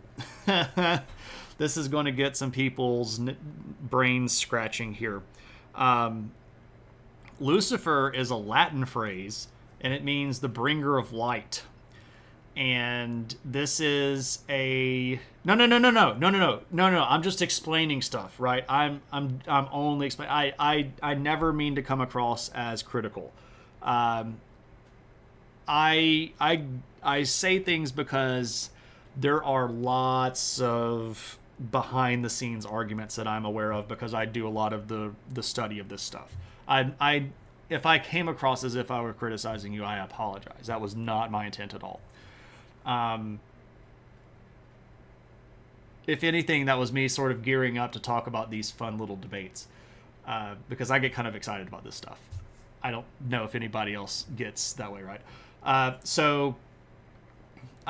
Lucifer is a Latin phrase meaning the bringer of light. It's lux, right? The Latin word for light is lux. So that's where we get Lucifer, right? But that's not a word that's in the Bible. This is a title given to him because of a specific reference of the fallen star, right? And the fallen morning star that that brings the first light in the morning as the sun's going to rise.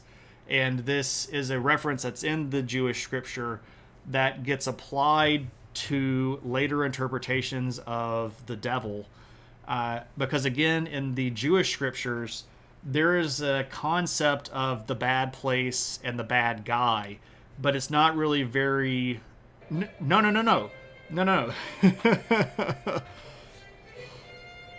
Dun, dun, dun, dun, dun. Dharmic Lawyer, that's a great name. Welcome to the adventure. No, push the X button. Push it as many times as you want to. This is my go word. I love stuff like this.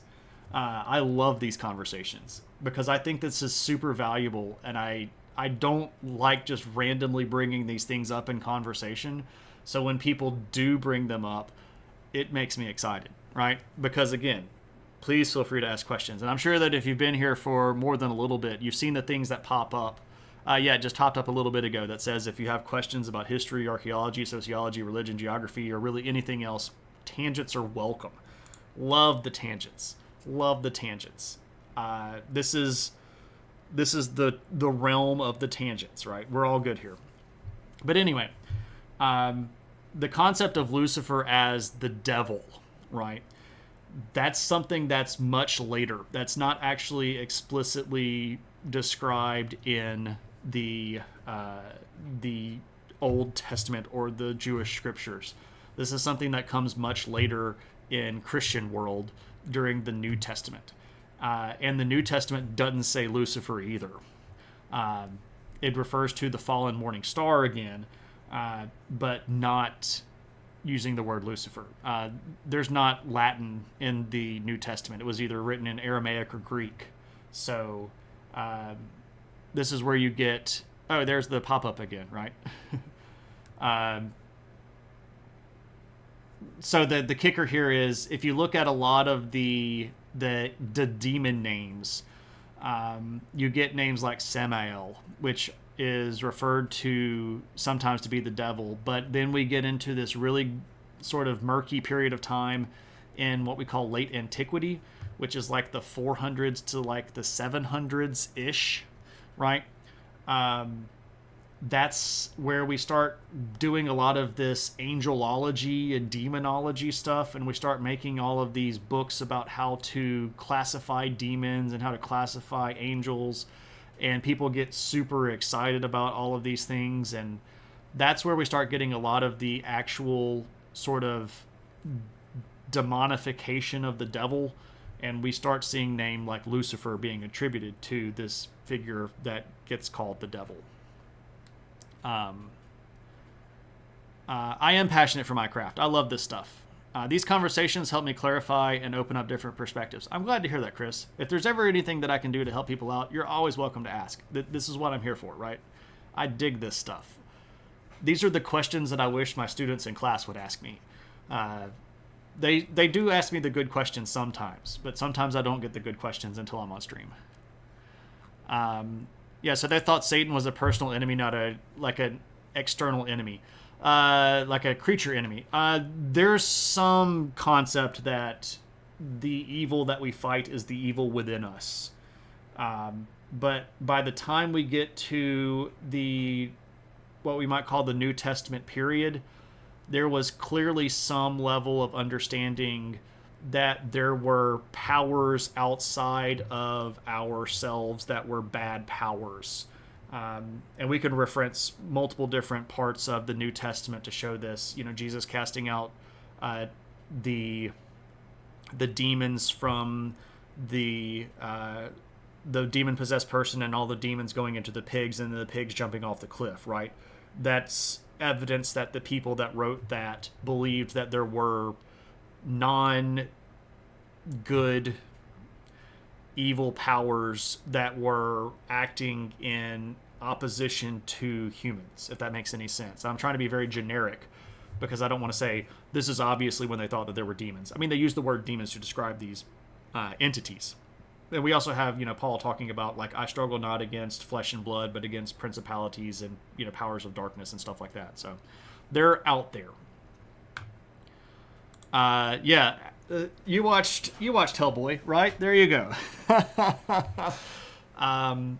So Mike Mignola takes a lot of liberty with demonology, and it's great. I actually really, really love Hellboy. It's one of my favorite comic books. So is the angels and demon stuff part of Judaism? Chocobo, it is. And you see some of this stuff in the Jewish scriptures. You see references to different angelic beings. Of course, there's so here's a great reference here. I know that on the internet, there's this ongoing reference to biblically accurate angels. That actually comes from a passage in the book Ezekiel, which is one of the prophetic writings of the Jewish Old Testament, where the seraphim, which is a particular order of angel that is described, and it's like, lots of wings and wings covering mouths and feet and stuff like that. Be not afraid. Exactly. So you do see angels that exist in early Jewish writings. The demon stuff comes a little bit later. There's some evidence that you can argue that the belief that there were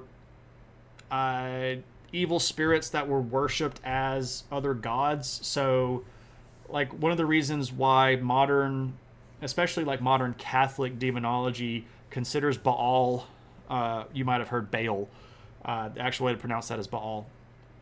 You might have heard Baal being one of the chief of the demons of hell. The thought is here that the original Jewish people might have looked at the powers that were being worshipped by other peoples as demonic powers. So, like Asherah or Marduk or some of these other Sumerian gods, or like Set or Thoth, right, exactly. These Egyptian gods or these Sumerian gods were actually demons that had convinced humans to worship them. So, stuff like that. Well, it depends on how you want to translate that, Allie, whether or not angels were capable of reproduction. There's a particular passage in the book of Genesis that implies perhaps that angels could potentially reproduce with humans, or at least have sex with humans. This is one of the reasons why maybe Sodom and Gomorrah got destroyed, because of the sons coming down and having relations with humans, or Yeah, so then you get like the Nephilim issue, right? Like, what are the Nephilim? We don't even really know what the Nephilim are. It's a word that's used very sparsely in the Jewish scripture and then only gets expanded on much later after in extra scriptural sources, right? So, lots of cool stuff there. You've heard that the Agnika Kairu piloted them during the Calamity War, right? All of those demons, like Bile. That's Bile right there, right? The Devil May Cry game is making a lot of sense now. Yeah, right? So a lot of this stuff comes from demonology. Like watch Supernatural, right? Right? Old Yellow Eyes. Okay, so we have a religious law that's based on scripture. I think we've already talked about that. We are way over time, but that's okay because we're having a good time. Let me show you some more stuff, and I'll put the adventure hat back on. Yeah, Dante's Inferno runs a lot of this stuff over, and actually a lot of our modern ideology comes from people like Dante, or even John Milton's Paradise Lost, that kind of stuff. Anyway, one of the things about Jewish religion that stood out was a focus on ritual cleanliness. And they have lots of these things. This is what's called a mikveh. And mikvahs were ritual washing spots. So this is at a site called Machaerus, and it is right on the border of the Red Sea on the Jordanian side. But this is right outside of what would have been, at that time, a synagogue. So it's a water pit, but it's actually a ritual bath.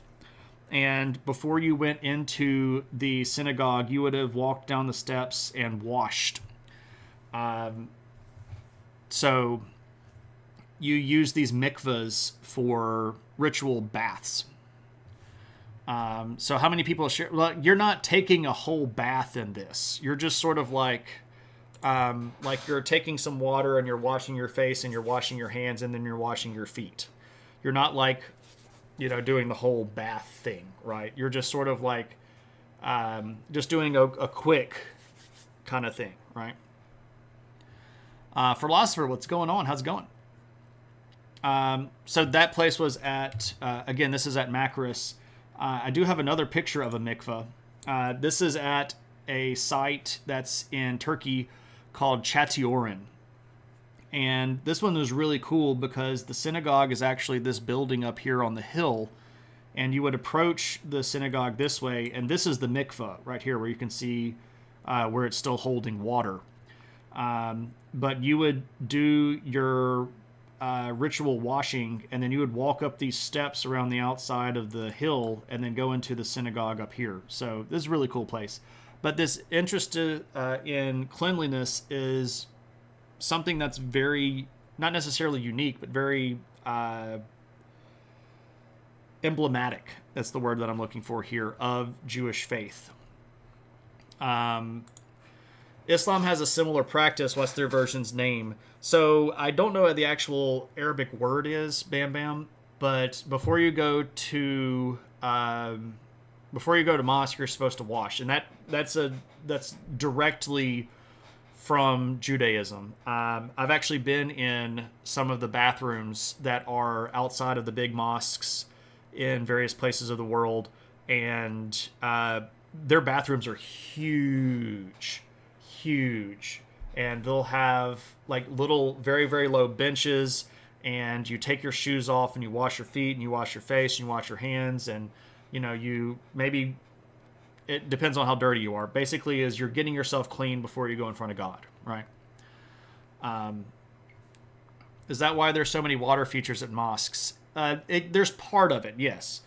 Water, just in general, is a very important thing for a lot of these Semitic religions because of its symbolic nature.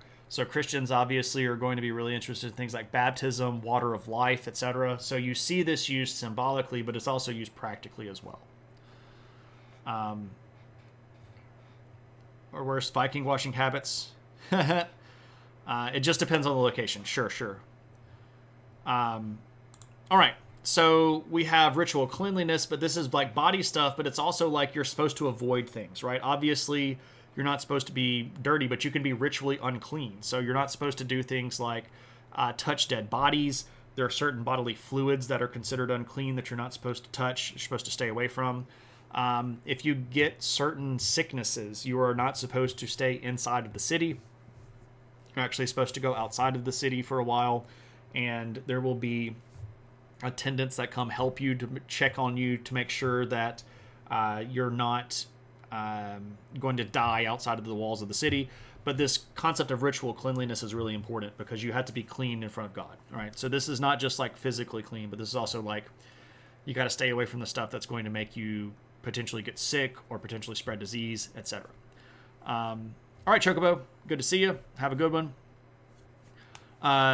So women that were on their periods were considered ritually unclean, and they would have to spend some time outside of the house for the period of time of their period, and then go through a little bit of a process to get made ritually clean again at the end of that, which was pretty common, and it was just sort of a thing, right? So we also have dietary restrictions. This is where we get kosher from. There are certain foods that you're not supposed to eat, right? The big one that most people know about kosher stuff is you're not supposed to eat pork, but you're also not supposed to eat a lot of other things like rabbits and squirrels are bad. Groundhogs are out, and you go like, who cares about a groundhog? Groundhogs are all over the Levantine region. They're one of the most common roadkills in Jordan. Is big groundhog on the side of the road that's been hit by a car and is dead. So yes, any kind of scavenging animal that is an animal that eats other dead animals, yeah, you're not supposed to eat that. So stuff that chews the cud, like a sheep or a cow or a goat, that's good. But pigs out, rabbits, squirrels, groundhogs, shellfish, you're not supposed to have shellfish. You're not supposed to have crustaceans because they're bottom feeders. That extends to other types of animals, like certain types of eels you're not supposed to eat. You're also not supposed to eat certain combinations of things, right? Like you're not supposed to eat any type of dairy product and meat product, right? So like cheeseburgers are just right out, right? You're just not supposed to have a cheeseburger because that is just no good. Also, you're not supposed to eat blood. You're not supposed to eat any kind of blood. This is why there are certain types of butchering practices that have to take place. For a meat to be considered kosher, it's not just the animal itself that has to be eaten. It's the proper way of killing the animal, and it's the proper cut of meat from the animal. So even a cow, which is a kosher animal, has parts of the cow which are not supposed to be kosher, right? Like you're not supposed to eat intestines. That's just sort of a big negative. So the cow has to be raised in the right way, killed in the right way, butchered in the right way, and then prepared in the right way for it to be kosher. So it's like across the board, there are rules about all of these things. And a lot of this is just like, kind of common sense, right? Rabbits eat their poop, and that's potentially going to make them have intestinal worms or parasites or something like that, and you just don't want to eat that kind of stuff. Health department backed by God, right? So pigs, if we look at why a pig is unclean, pigs take a lot of land to raise, and this is land that could also be used for pastures. It could be used for growing food. So that's just like on the baseline, not so great. But also pigs, eat literally anything, and they're kind of known for doing things like walling around in their own poop and pee. So that's just kind of a no-no. Bodily fluids, very bad. You don't want to do that. Obviously, we have this concept of forgiveness of sin, and we have, this temple. This is a reconstruction of the second temple, specifically the second Jewish temple as expanded by the king of the Jews, Herod. So this would be the temple, roughly in the way that it would have looked at the time of the destruction of the last temple by the Emperor Titus. You need to win the lottery. Zeraniah, we all need to win the lottery. I keep saying things like, when I win Powerball, right? Yeah. So this is a model. I apologize if I implied that it was like 2 life size. This is just a model. There is not actually a reconstruction of this. Yeah, I appreciate you coming by. It's good to meet you, and I hope that you can drop by again in the future. What is this, a temple for ants? Yeah, this would be a temple for ants. But anyway, the temple is the center of sacrifice, and this is the way that you get right with Yahweh, right? You do something, it's a bad thing, and you go to the temple to sacrifice. And you're going to be sacrificing food. You can sacrifice fragrant offerings. You can sacrifice libations, or you can kill an animal. And the level of sacrifice that you were expected to give at the temple was commensurate with your ability to make a sacrifice. For example, if you are a super poor person, you are not really going to be expected to kill an entire cow, because cows, of course, are a very high value object or high value animal. So you're not going to be expected to kill a cow. You might be asked to sacrifice a couple of doves, which would be significant for you because you have very little money, right? So this is set for you by the priesthood who are going to run the temple. The priests were paid, and the temple was upkept by basically selling sacrificial meat and the money that was supposed to be paid as a tithe. So that's how the temple was upkept, and the priests made a living. But, there's your thing. Now, the temple itself isn't there now. The temple was built on the Temple Mount, and there is a mosque that sits in that location now. Of course, this is a big hot-button issue between Jewish people and Muslim people. The Dome of the Rock is a very important location for the Muslim faith. It is worth pointing out. Never mind, we won't get into that. Watch my stream on Islam. But Judaism has to shift, because in AD 70, and I can put on the adventure hat one more time, and we'll throw some little emotes here, and I'll show you a picture of this coin. I really like coins. Ancient numismatics is kind of one of my thing. This is the Emperor Titus. Portrait of him on one of his coins. Titus, prior to becoming emperor, was the head general of his father Vespasian's army. And as the leader of that army in AD 70, Titus was responsible for destroying the Jewish temple.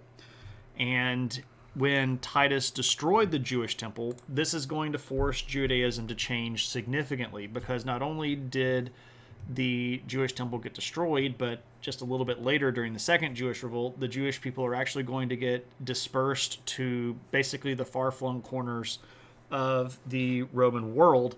So there wasn't a temple to sacrifice at anymore. So how do you then get right with God, right? If your entire religion is built around sacrificing to become forgiven by God, if you don't have the temple, how do you do the sacrifice? And that's the kicker. You don't do the sacrifice.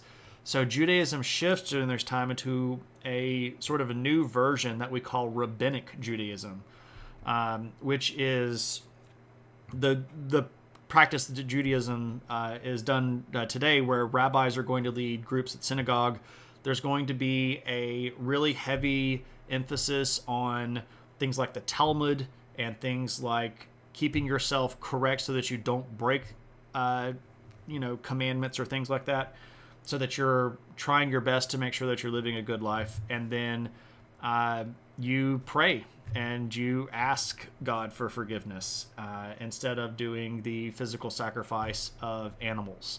And that's kind of how we get to Judaism as it is now. but it's not until after AD 70 that the temple is denied, and of course then Judaism is forced to shift into a much more synagogue-based, individual-based religious ideology.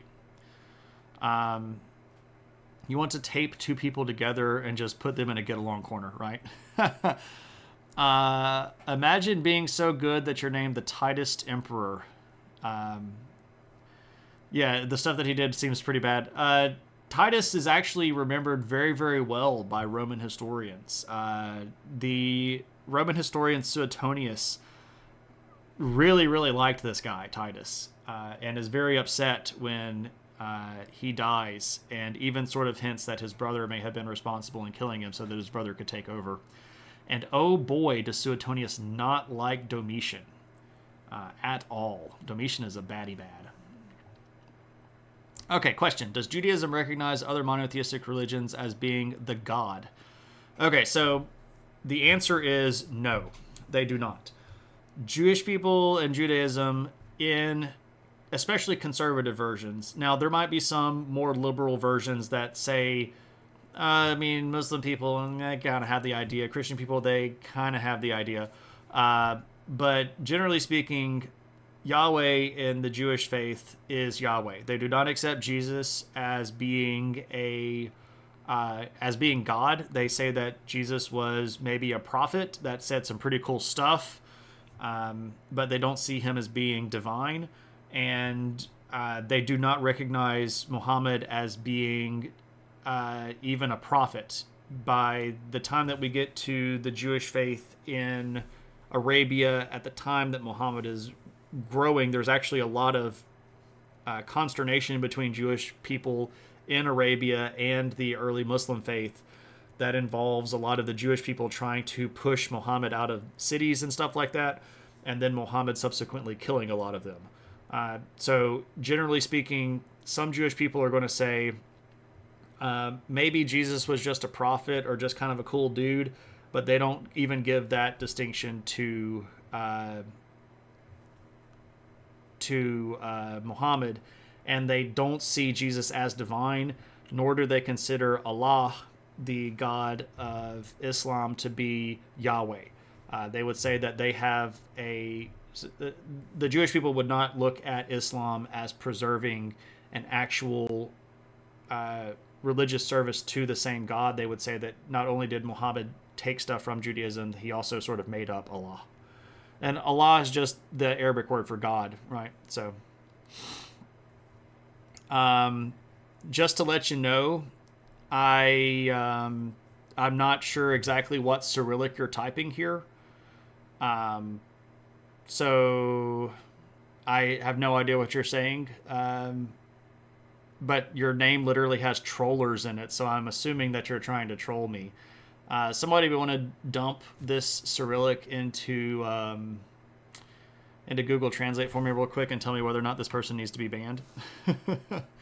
If you want to hang out and talk, you're welcome to hang out and talk, but I can't read Cyrillic and I don't speak whatever language you're typing in Cyrillic. So if you want to talk in English where we can all have a conversation, you're perfectly willing to hang out. I hope that you're not typing hate stuff, right? If you're typing hate stuff, then I'm going to have to ban you, right?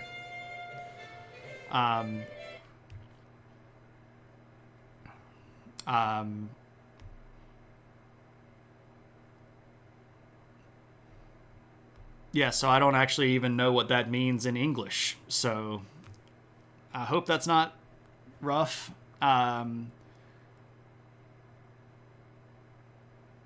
So, I mean, I guess you can hang out, but do please type in English so that everybody can participate.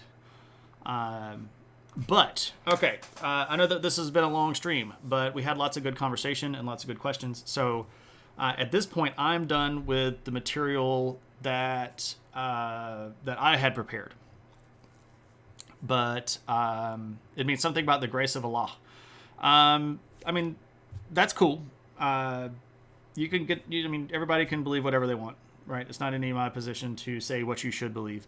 As long as we're not telling other people that, just be cool with each other, right? Be chill. Also, thank you, Storm Screen. Much appreciated. And welcome. Good to see you. So Yeah, or nothing at all. If you don't want to believe in anything at all, that's cool, right? You do you, right? It's not my position. So, but if anybody has additional questions, okay, so I will say this. If you type something again in Cyrillic, I'm going to ban you. How about that? You can type in English or you cannot type at all. So that I will say. The floor is open, though. If anybody has questions about the topic of the night or pretty much anything else or about me, I know we have I know I have a lot of different people that are kind of new to the chat, so if there's anything I can tell you about myself or the stream itself or why I do what I do or how we do what we do around here, that'd be great. So if anybody wants to redeem any channel points, now would be a good time. But I am officially kind of wrapped up with what I wanted to say about the Jewish faith. So, and we could maybe, yep, okay. So now you kind of have to make me follow through with my word there. So, that didn't have to end up that way, right? Matt wants some poppies. All right, here we go. We can do this. All right, be warned, KP. We're about to enter poppies.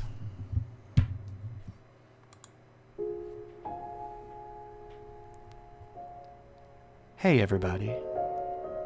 Hope that you're having a good one. It's a beautiful day. Allie, this is poppies. This is our moment where we get to rest and we get to chill and everything is happy and everything is good. And we think about the good things in life and we rest and we chill out. Hey, Grow a Forest.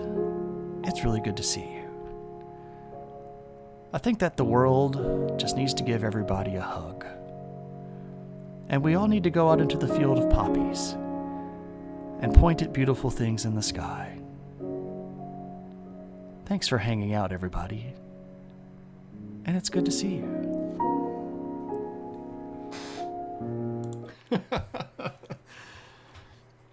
That's poppies.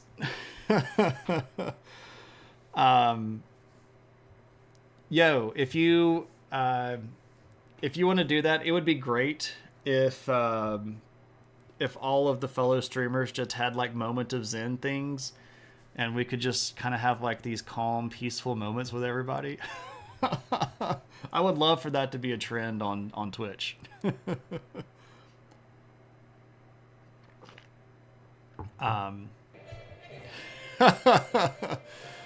The Mangorita. Mango, thank you so much for the follow and welcome in. If it was poppies that made you follow, I'm glad that I added poppies. Right. But it's true, right? We can all be friends with each other. We can all hang out with each other. But the point here is you just got to be chill, right? You got to let people make up their own minds. It's when we start telling other people how to think, that's when we start like forcing other people into areas where they're not going to listen to us. The fastest way for you to make sure that nobody listens to you is to tell them that everything that they believe in is wrong and they must change their minds immediately. That just doesn't work. The way that you get people to think more wisely and think more intelligently and think more empathetically is to show them things. You give them more information. You show them how they can be better people. And then you just hope, right? We have this power that's called agency, where we can think and we can act and we can think about ourselves and we can do things. But the double-edged sword of agency is we can't tell other people how to think because we don't want people taking our agency away from us. So we should let other people have agency. Now, if they do stuff with it that's obviously harmful and wrong, like if my agency says, I'm going to go kill people, yeah, you can't let that happen. I'm not looking here at some sort of, universal allowance of things. I do believe that there is right and wrong and ethics and objective morality, right? I'm not some tree huggy kind of person that's like, we don't need to punish anybody, right?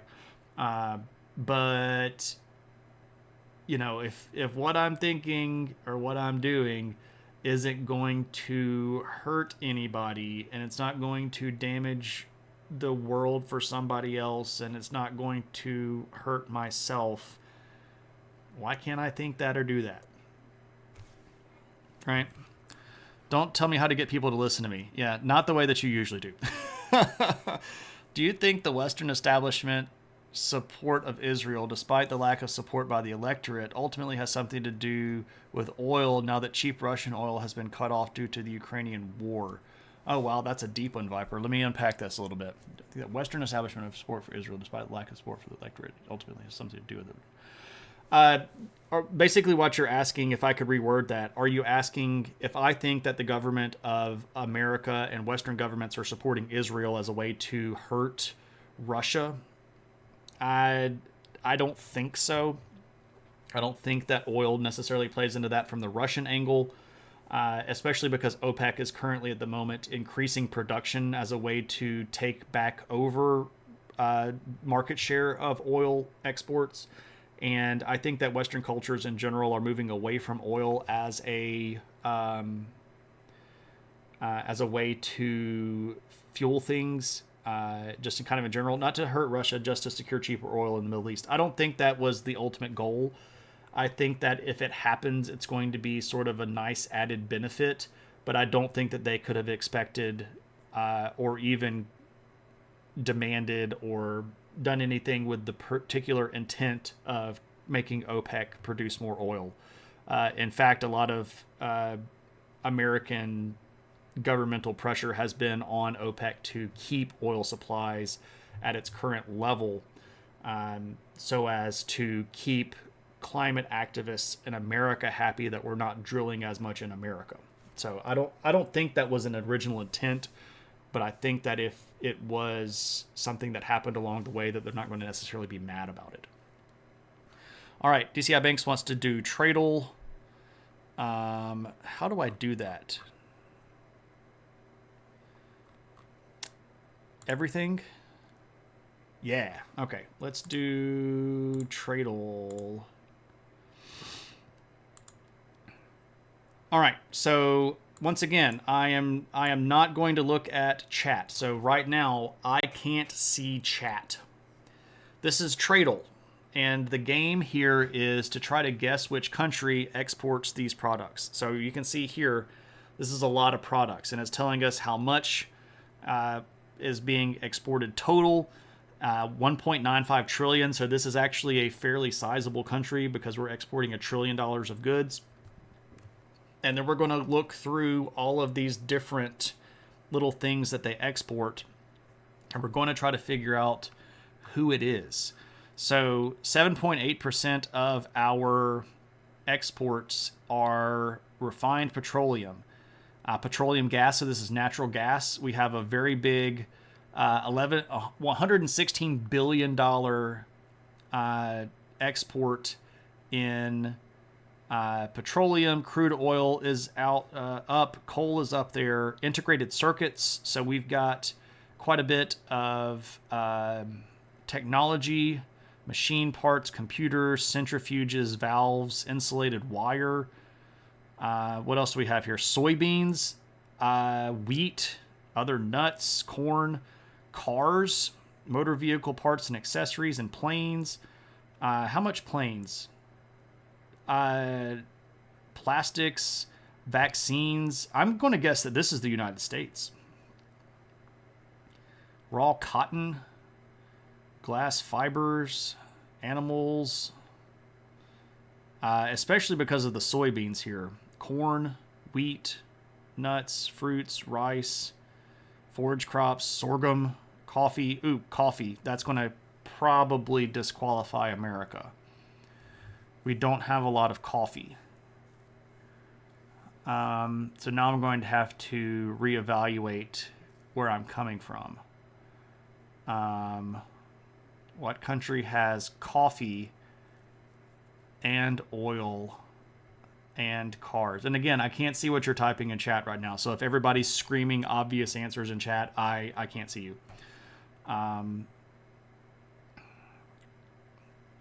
Coffee, man, that's a killer. There aren't a lot of places in the world that export coffee, and this is a billion-dollar coffee industry.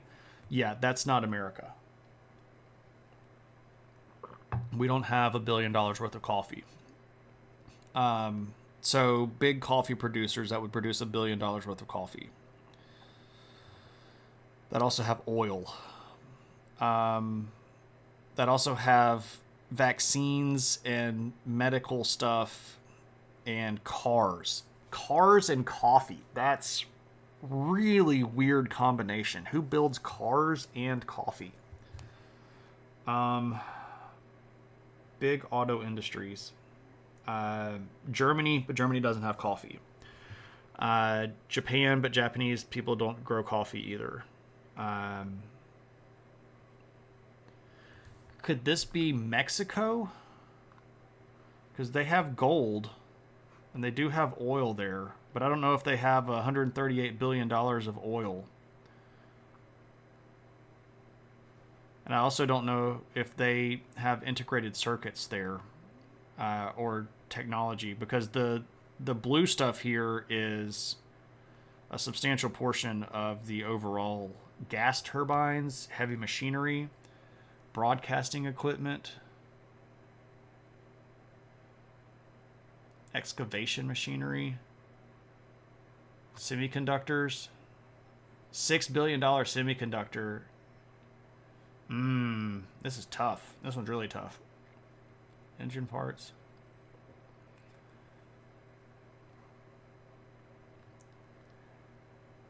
Does Mexico have 1.95 trillion? Does Mexico export $2 trillion of goods? That's a lot of goods to export. I'm still going to guess the United States. I don't know if we have $1 billion coffee industry.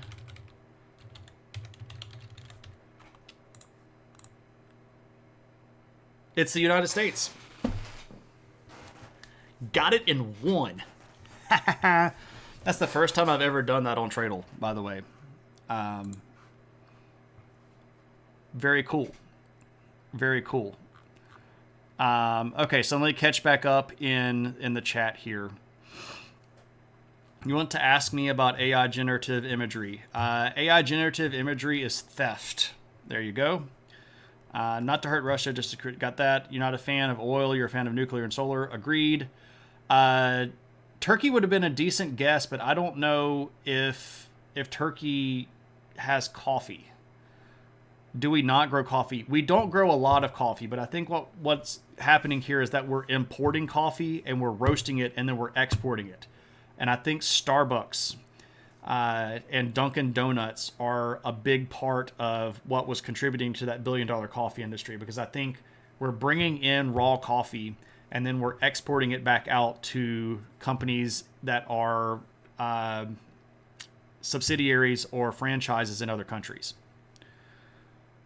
You would say U.S., but except 1.5 trillion seems low. Yeah, so okay, we're thinking Mexico, billion in coffee, Brazil. So Moose, also you popped in earlier and had a 5-stream streak, Moose, and I didn't say hey. So hey, Moose.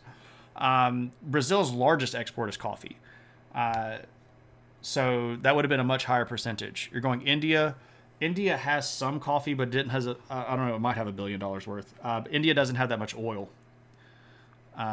We drink $1 billion worth of coffee for sure.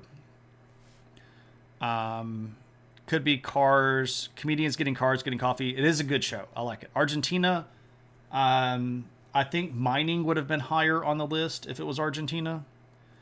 Strong manufacturing base. Also, Uncle Bill, good to see you. Did I miss? I missed a mod action here. What was in the? Was it just a bot or something? Yeah, it was a bot. Okay. Yeah, Junk Collector, I was with you. Like it looked way too much like U.S. Only the U.S. exports that tech mix and oil, right? Yeah. You learn new things about U.S. coffee. There we go. Yeah, but the difference there, KP, is that they don't grow the coffee; they import the coffee. They don't actually grow it themselves. So Turkish coffee is imported and roasted in Turkey.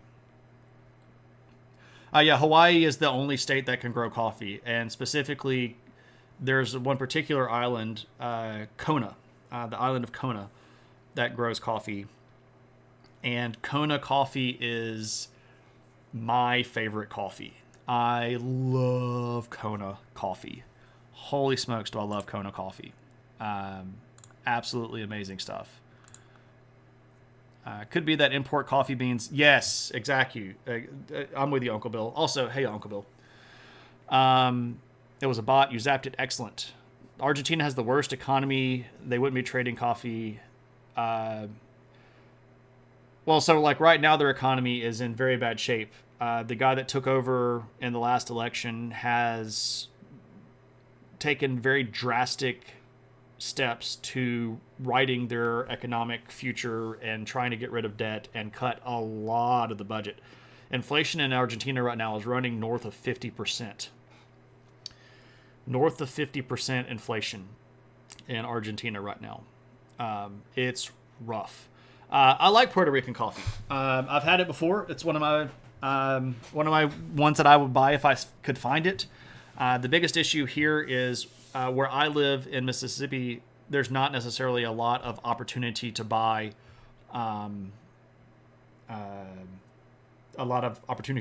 foreign coffees, especially like really good single origin stuff. So when I find it, I get very excited about it. We found some Sumatran coffee at Aldi, and I was very, very excited about that.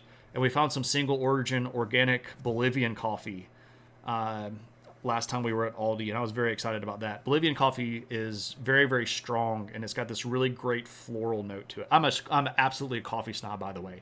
100% a coffee snob. Um, um, Keep that mud water away from me. Do I have thoughts on modern monetary theory? I have a lot of thoughts on modern monetary theory, and I think that it's okay most of the way. Oh, dude, I love tea as well. Don't get me wrong. I drink the heck out of some tea. Love me some tea. So apparently the U.S. exports about $1 billion of coffee, mainly to East Asia, Canada, and Saudi Arabia. Yeah, we're sending them our Starbucks coffee, and we're sending them our Maxwell House and Folgers coffee. That's exactly what we're doing, right? We're drinking $8 billion of it, and we're roasting $1 billion and sending it to other people. Yep. Viper, for me to explain the differences between my opinion and modern monetary theory would take about an hour. And it would come down to basically they would argue that they are doing things for a specific way. And I would argue that you can't say that specific thing in that specific way. But to get to that point, we'd have to go through the entire history of modern monetary theory and whether or not it's okay to spend money that you don't have, and whether or not we're actually investing in future positive gains, and whether or not we're actually going to be able to spend unlimited money as long as that money that we're spending is going to be recouped by efforts in the future. And they're going to argue. So for those of you all that are not caught up on all this stuff, there's this entire concept called modern monetary theory, and it mostly comes out of like the Frankfurt School of Economics and in Germany. And it's this idea that as long as you are spending money on something that is going to benefit you more in the future, you can run up unlimited amounts of debt. I think that I would divert off of that into a more pure Keynesian argument of economics.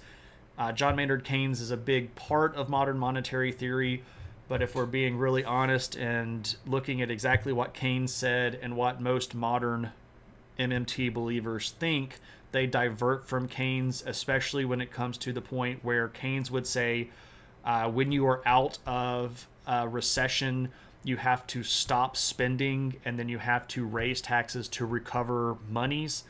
Most people in MMT would say there's no point where you can stop spending as long as you're spending on stuff that matters. And that's where we kind of diverge. I don't think we can just spend forever and run up unlimited amounts of debt because we have fiat currency and we could literally just print more money to pay ourselves off, because I think what that ends up leading to is massive uncontrolled inflation. And we could get really, really deep into that, but probably not right now, and probably not after I've been talking for 2.5 hours, because I've already taught 3 hours of class today earlier, right? But yeah, I have a lot of thoughts on modern monetary theory, and I wouldn't have a problem talking about them more, maybe just not right now. You're making MMT sound like the compulsive gambler saying, I have a system. It sort of is. There's a very specific logic behind it. It's not just a person that's addicted to spending. They would very strongly encourage people to do a lot of preparatory research to be able to show that the stuff that they're spending on is going to be beneficial. So you don't get to spend it on anything. You just get to spend unlimited money on things that are shown specifically to potentially have future benefit. So you have to still justify the thing that you're spending it on, and you have to have the data to show that this is going to show dividends in the future, or be something that's going to increase profits equal to the amount that you're spending in the future. So you can't just spend with no reason. You just have to have the justified reasons, and you can spend as much as you want to. I also think that this is a system, when put in place by humans, is just rife for abuse. If we say that there's no such thing as a limit to how much we can spend ourselves into unlimited amounts of debt.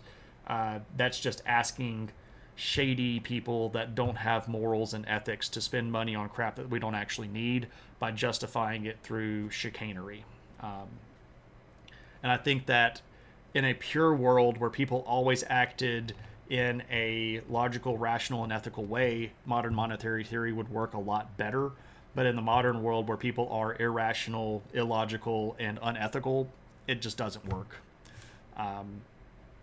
I used to teach economics, by the way. If any of this stuff is making sense to anybody, I have had the luxury and the benefit of studying a lot of different disciplines and reading a lot of stuff and having a lot of background in a lot of different areas. So there we go. A modern world where people are hoarding toilet paper again, right? Did I miss anything else redemption wise? Did I get everybody's redemption stuff? I think I got everybody's redemption stuff. Yeah, we got everything. Okay, let's see if we can find somebody to raid, and we can bring our eyeballs to some people. Let's see who we're following that is currently streaming.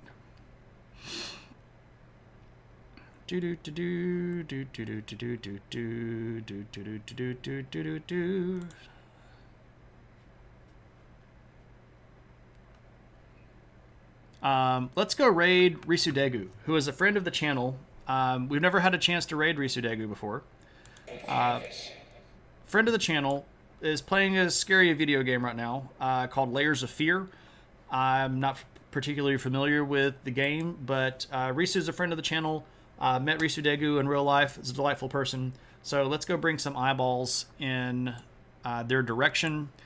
You like my YouTube name? Cool. So as a reminder, I do have a new YouTube channel that's got stuff slowly being added to it. I also need to say thanks to my peeps. I also need to add a name to the list here because I have a new patron.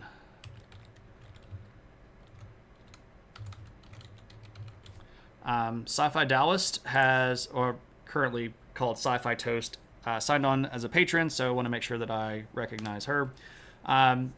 If you're enjoying the stream and you don't want to spend $6 or $8 or whatever it is in your world on a Twitch subscription, you can also support me on Patreon and the link is here. If you would like, you can also send me a book. It's books, dumb butt.